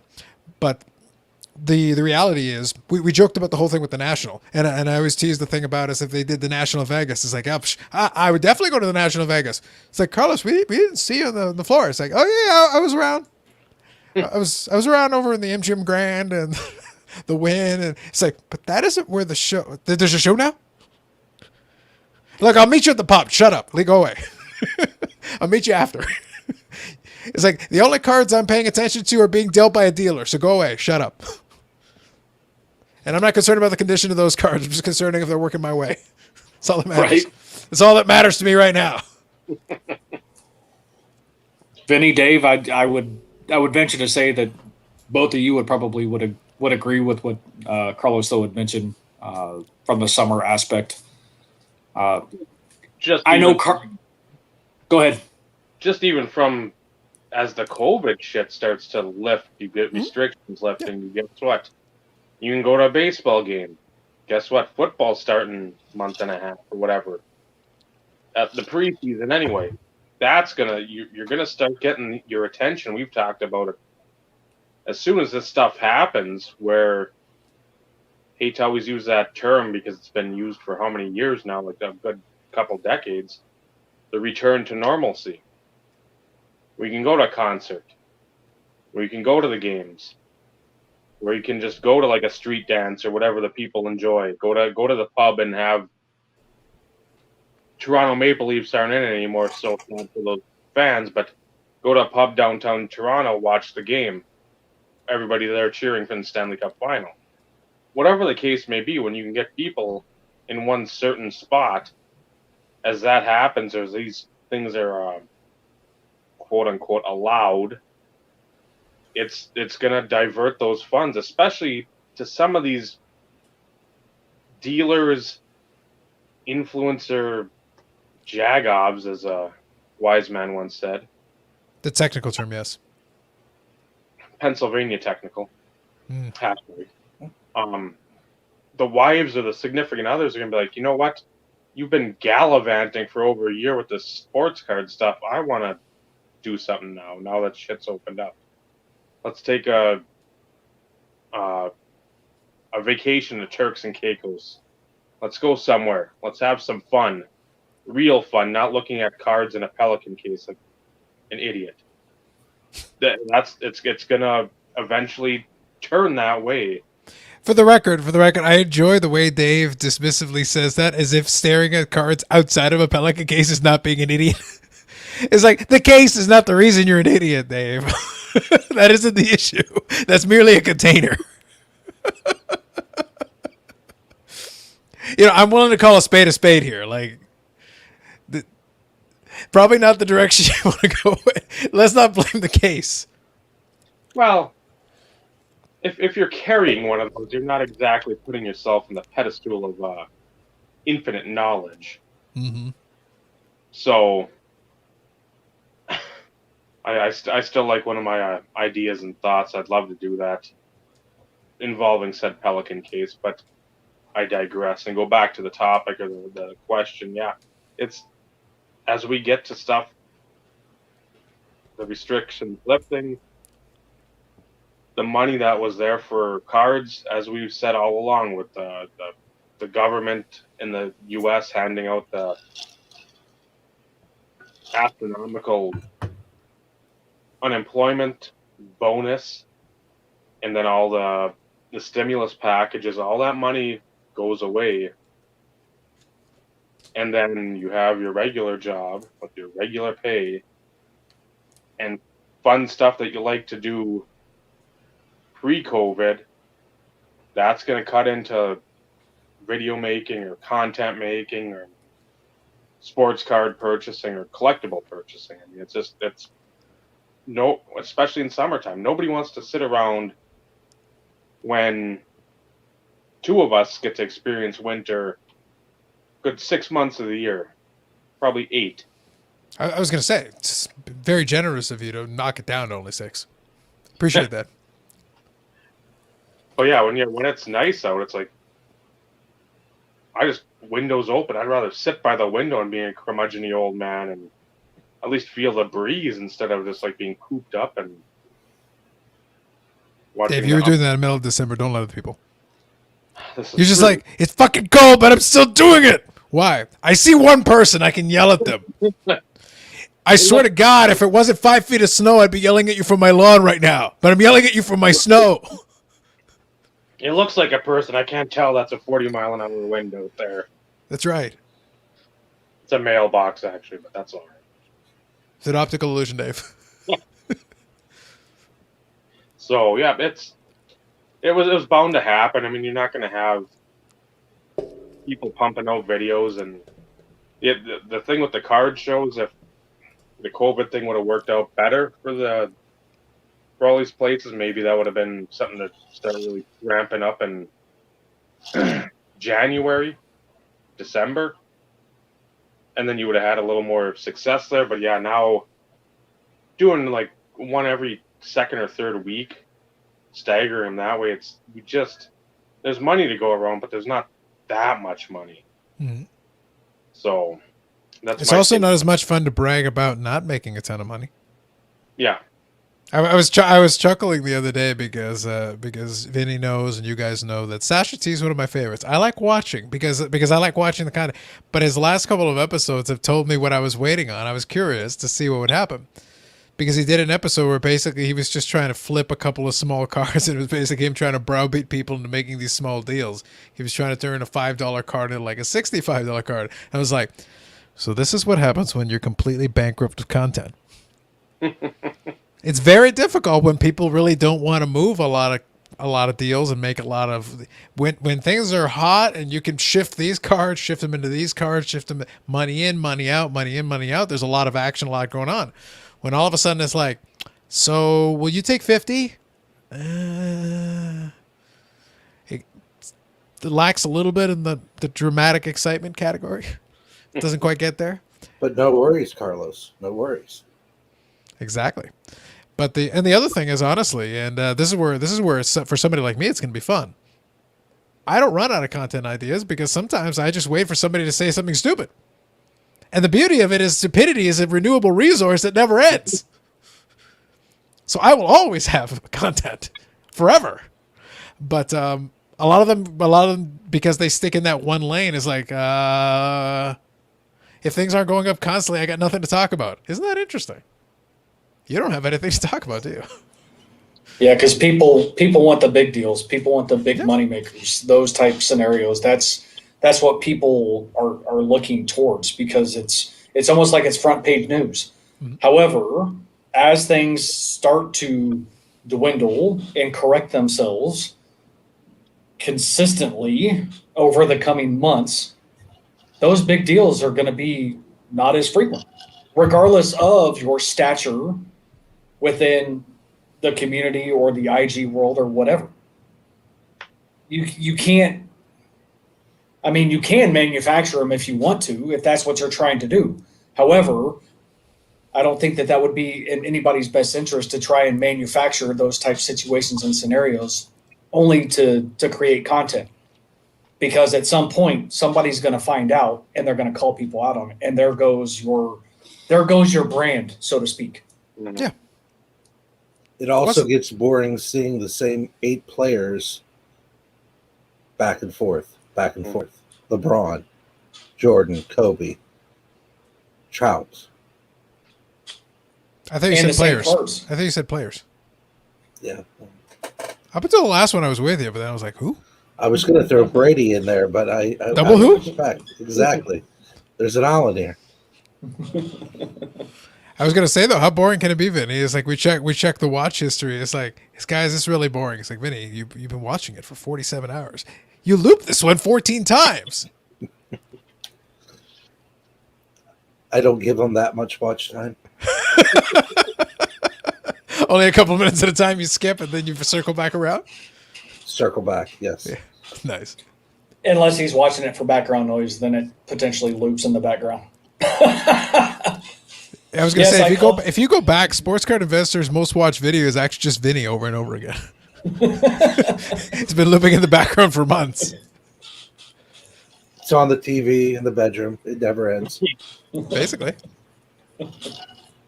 Your watch hours, Carlos, the IRP watch hours, they're direct representative of Vinny's TV.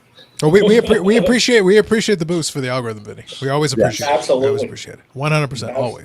Always. Absolutely. What I was gonna say, Patreon will though, be is that- activated next month. Yeah, we joked about it earlier, but actually it was funny because I was paying attention. Somebody made a reference to it, and then I went and double checked on it, and it was true. Speaking of people that took advantage of the content thing, those Dallas show vlogs were actually, I think the YouTuber who took the most advantage of it was Sports Card Investor. He got a big bump up in subscribers. He's pushing 100,000 now, which in the sports card category is pretty big. I think there's a handful of channels that have gotten there, but he'll probably be the next one because he shot up like almost 20,000 subscribers just after the Dallas vlogs. So like he got a ton. Moron walking around with his damn shirt got people to subscribe like crazy. And then the vlogs that came after, lots of people checked it out. And the interactions. I mean, from what I could gather, though, too. I mean, he spent time with people, though. So He's smart. My issue with that guy has never been that he's not smart. My issue with that guy has never been that he doesn't know how to communicate. He's a businessman. He is a businessman, and he has a business to run. I don't like his presentation because to me, he as the front-facing guy, his content bores me as the front-facing guy. But they understand what they're doing. Their production is top-notch. They know how to present a very clean video.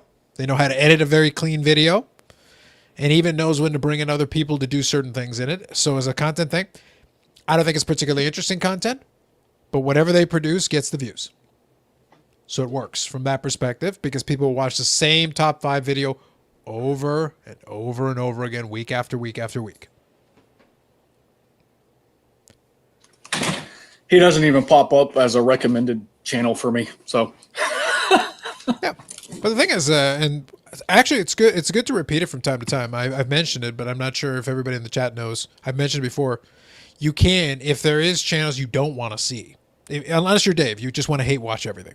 But if you're not Dave and don't want to hate watch everything, usually on either mobile or on your browser, you can go to the little 3-button thing beside it, and you can say, "Don't show this channel." And if you do that, it goes off your algorithm. So it doesn't matter if it would have recommended it to you; it'll remove it for you manually, and then you just won't see it. So if you're not interested, you don't have to see it. Out of sight, out of mind. It's like it doesn't even exist. You deleted the channel basically in your own existence. advice that certain people should take. Yeah. I just thought it'd be good to remind from time to time. It's good to point out that YouTube has in fact put this functionality into both mobile and browser apps. And Dave's taking mental notes and talking to his imaginary friend to see if that's ultimately what he wants to do. Well, I think he's trying to figure out how to transfer that Doge. I think he was ignoring what you said earlier, Steve. So Dave, Josh Johnson, $40 million worth of Doge, and it's done. Then we announce it. Hashtag content.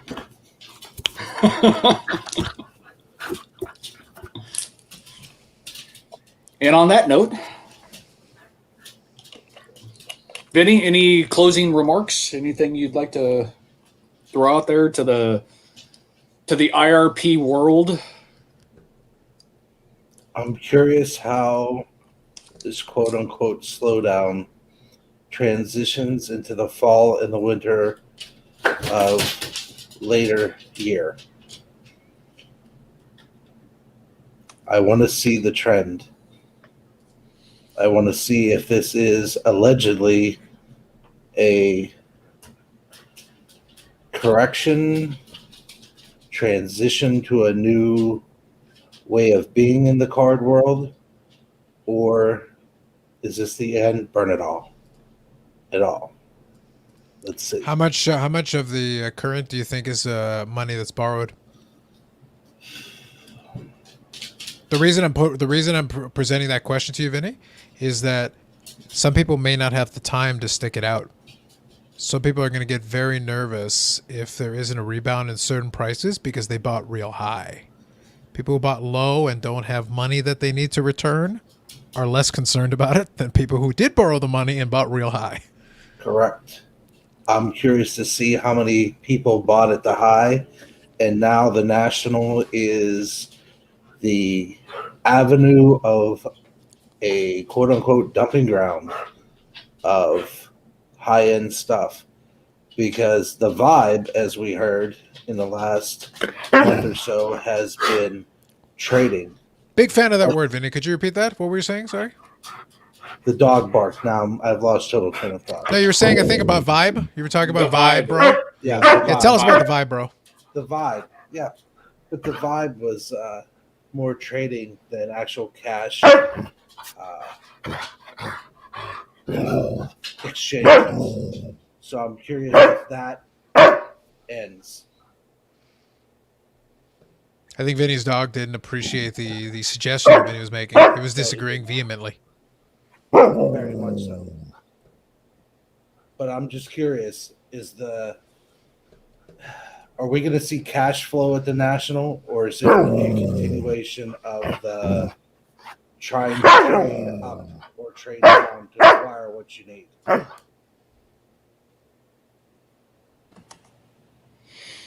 Dave, how much cash you bringing to the National? Infinite amount. Plenty of cash, Vinny. Lots of cash. The cash will flow like water in the River Nile, up and down all the aisles of the National. It will be its own stimulus package. The economy will be reinvigorated. Fuck the hobby. It'll be the economy. Reinvigorated through as the money machine flows up and down the aisles of the National. So, in other words, we're basing the market strictly on Dave's infinite amount of money coming to National. Interesting. Interesting concept, Carlos. Well, if he has infinite amount of money, he could definitely get it done. Infinite amount of money would be enough to get it done, Steve. No, absolutely. But The math on that one checks out. and I won't disagree with that. But the reason why I said it in that sense is the fact that so many people are quote unquote stating certain things based on small factors that are transpiring within the hobby. Oh, but we have a man with infinite money. It's like, that is not a small factor. That is the factor. I'm not arguing that point. Yep. I cannot argue that point because that is in fact factual. But that's the question Vinny poses, though, is the question, because that is how people react to it is going to be. That's kind of why I played into that momentum thing. It's like, if a bunch of people do, as Mike alluded to earlier, if they do come in with the idea, come hell or high water, I'm going to spend this, even if it makes no sense, even if I'm paying above comp, even if whatever, then sure. Then that may be enough to get it going again, at least for certain categories. It won't be across the board necessarily, but it can be enough to get certain categories going, and you can see a reversal in certain markets, certain players, certain cards. Overall, will you still get the same amount of superheated thing? I guess it depends on how many people you bled out as the prices went down that ran away. Do they run back in? If they don't all run back in, then you can warm it back up, but you're never going to be able to reheat it because you need that extra liquidity to make that work.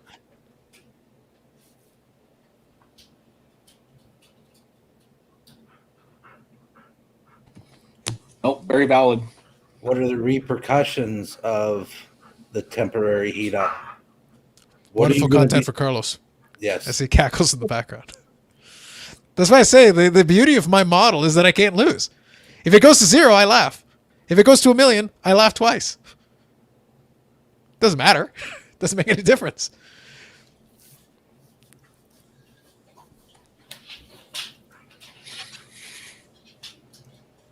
Grease the wheels, Vinny.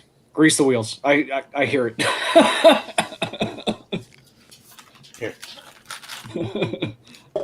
Okay, it said give the dog a treat. Okay.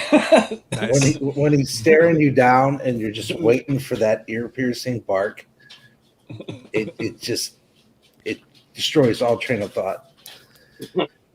But long-term repercussions of me buying X, Y, and Z at the show. What does that do to my budget, and how does that affect the market in October, November, December?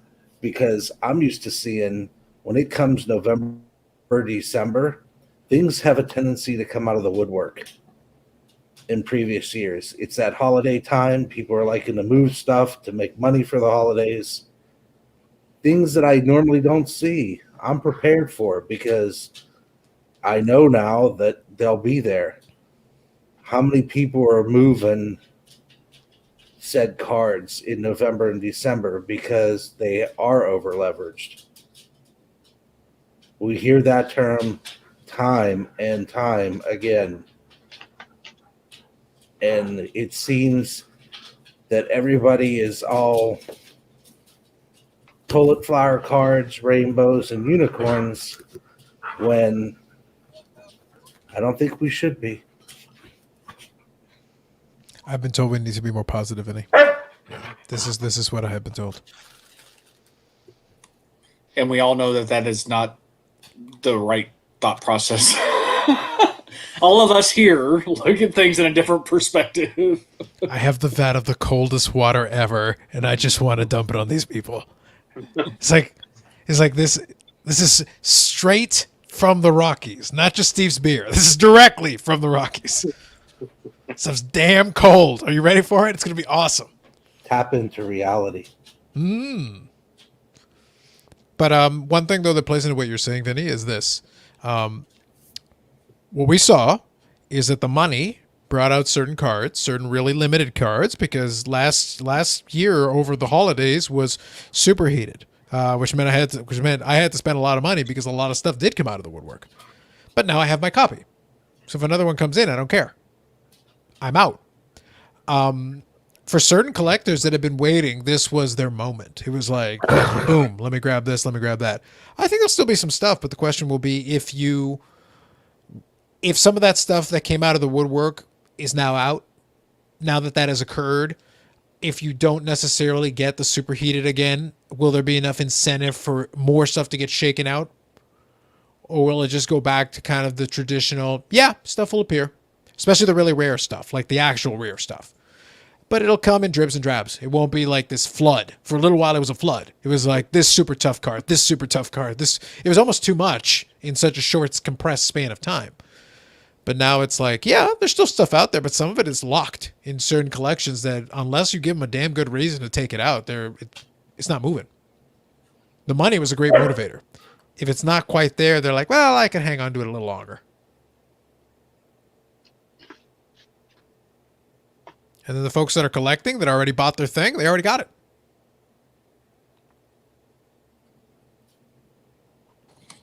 Unless we missed out on those opportunities because other people were going after them. Yeah, no, that's fair. It will be dependent on what you're collecting and what the opportunities that presented themselves were. I know for me, I didn't build a checklist the same way that Dave built his checklist, but I know if I had, I checked off a lot of stuff. If I had done a top 50, I probably took out 47, 48 out of the top 50. Like I went ham for a couple of months there where I was just hitting everything and it's like gone, scratch, scratch, scratch, scratch, scratch. And the stuff that's left is the creme de la creme. It's the toughest of the tough. And once that's done, it's like I can retire if I want to. I got everything. The real stuff that I actually really always wanted, like other stuff that's really cool, but the stuff I really wanted is like I got 48 of the top 50. Mm-hmm. No, true. It'll be interesting to see, though, Vinny. I mean, there's a lot of ways everything can kind of play out, but it'll be interesting to see once we, start getting closer to the later months. All we can do is play it out and see what happens, because we can't predict the future. We couldn't have predicted what transpired from the beginning of the hobby boom or anything along those lines. We've all seen ups and downs, substantial ups and downs over the life of collecting, but nothing to this extent. I mean, the ceiling has like been blown wide open from that perspective on a lot of stuff. So it'll be interesting to see if something like this happens again, at some point down the road. But at some point, it'll be interesting to see, as Carlos has even alluded to in the past, whether or not everything fully goes digital, and if that's the case, what that does to the physical, tangible component of the hobby. It may not impact us as we get into our 60s, 70s, and 80s or anything along those lines, but for maybe the younger generation that got in their teens and 20s, if that's a possibility. So it'll be interesting, to say the least. And I look forward to Dave's CryptoPunk showcase. It's going to be awesome. It's going to be amazing. And somebody buying into Project 70. I appreciate that they use the 86 tops. At least it has a good callback to, because Bo did have an 86 tops traded, I think, was one of his extended rookies. So as a callback, it's pretty good. Gotta support Keith Shore. That's right. Yeah. You're the Keith. So maybe it'll be Dave's Keith Shore showcase. That'll be the one you can look forward to. But I think it'll be fun. To be honest, to put maybe kind of a button on this thing, because time-wise, I think you're right on where you want to be. To put a button on this thing, I actually am looking forward to a slowdown. I would love it. I'd love to have a little bit of a breather just for the next couple months. Pick up some stuff I'm still going to find stuff. Let's not kid ourselves. I was having a little fun with some of those wrestling autographs, and there's some more that are coming in. I'm going to have some fun. But it's going to be chill. I think it's going to be a little bit more laid back. I kind of want to just enjoy the summer. And I think if the thing can slow down a little bit, I'll do the live streams. I'll do my videos because the content thing's fun for me. But picking up stuff, it's going to slow down. But I don't mind because it's like, well, great, give us a break. Yeah. It's been such a long time. How about you give my wallet a breather? let me enjoy myself a little bit. Maybe I will indulge in a pint at the patio a couple of times this summer. That's not the worst thing in the world. That'd be all right. Nope, agreed. I may actually take an opportunity and start picking up some of the low hanging fruit as it pertains to the low end inserts and parallels and base cards that I still haven't bothered to, pick off. It's just that to me takes more time and dedication for me to go and pick through all that stuff and find a lot of it, because I don't want to make the mistake of being almost positive I need something and then come to find out I pick up, so many cards and then realize, oh crap, yeah, well, I have this one, and this one. And not that I need duplicates, unlike Dave, I don't need 5, 6, 12, 37 of one card. He needs all the cards. That is accurate. And on that, Dave, you want to close us off for the evening? Thank you for everyone that joined us in the chat. And Carlos, Vinny, joining us as well. Go check out Carlos's show Friday nights on the Because I'm Carlos channel on YouTube. About 9:30 Eastern time. That's usually about the startup. I think we'll stick to that for now, but I kind of want to... Bobby knows that the reason I did the 9:30 is because I was trying to be nice to young Charles, who has his little show. But it's devolved into him talking about hockey, and his Pele Lindbergh points are starting to annoy me, so I might eventually shift it back down to 9 and be like, all right, kid, you had your chance. I'm trying to help you out, but, you're done. It's moving on. I understand that fully. Try to give the youngins a break where you can. You try to give them a little bit of a little break, but it's like, all right, let's just start a little earlier. But for now, it's 9:30. We'll stick with it for now. So hop on over there. Usually we get the same crowd, but it's nice to see new folks. And thank you for making the chat go along again smoothly tonight, quickly. There wasn't a lot of hiccups or anything, and got some topic points or bullet points out of theirs too. So remember, please like, comment, subscribe, hit the notification bell. Patreon, Discord, OnlyFans, Zelle, PayPal, EMT, or the money transfer, Western Union, carrier pigeons, well-concealed cash. The link to Dave's crypto wallet is in the description. Yes. Anything will take. We're working on the merch. Allegedly. Hashtag allegedly.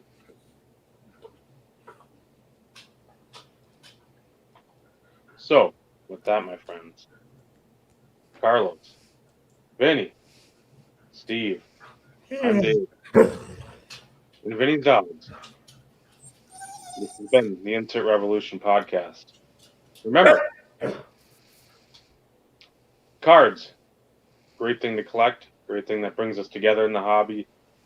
But the friendships we forge in this hobby, that's what it should really be about. Good night, everyone. Good night, everybody.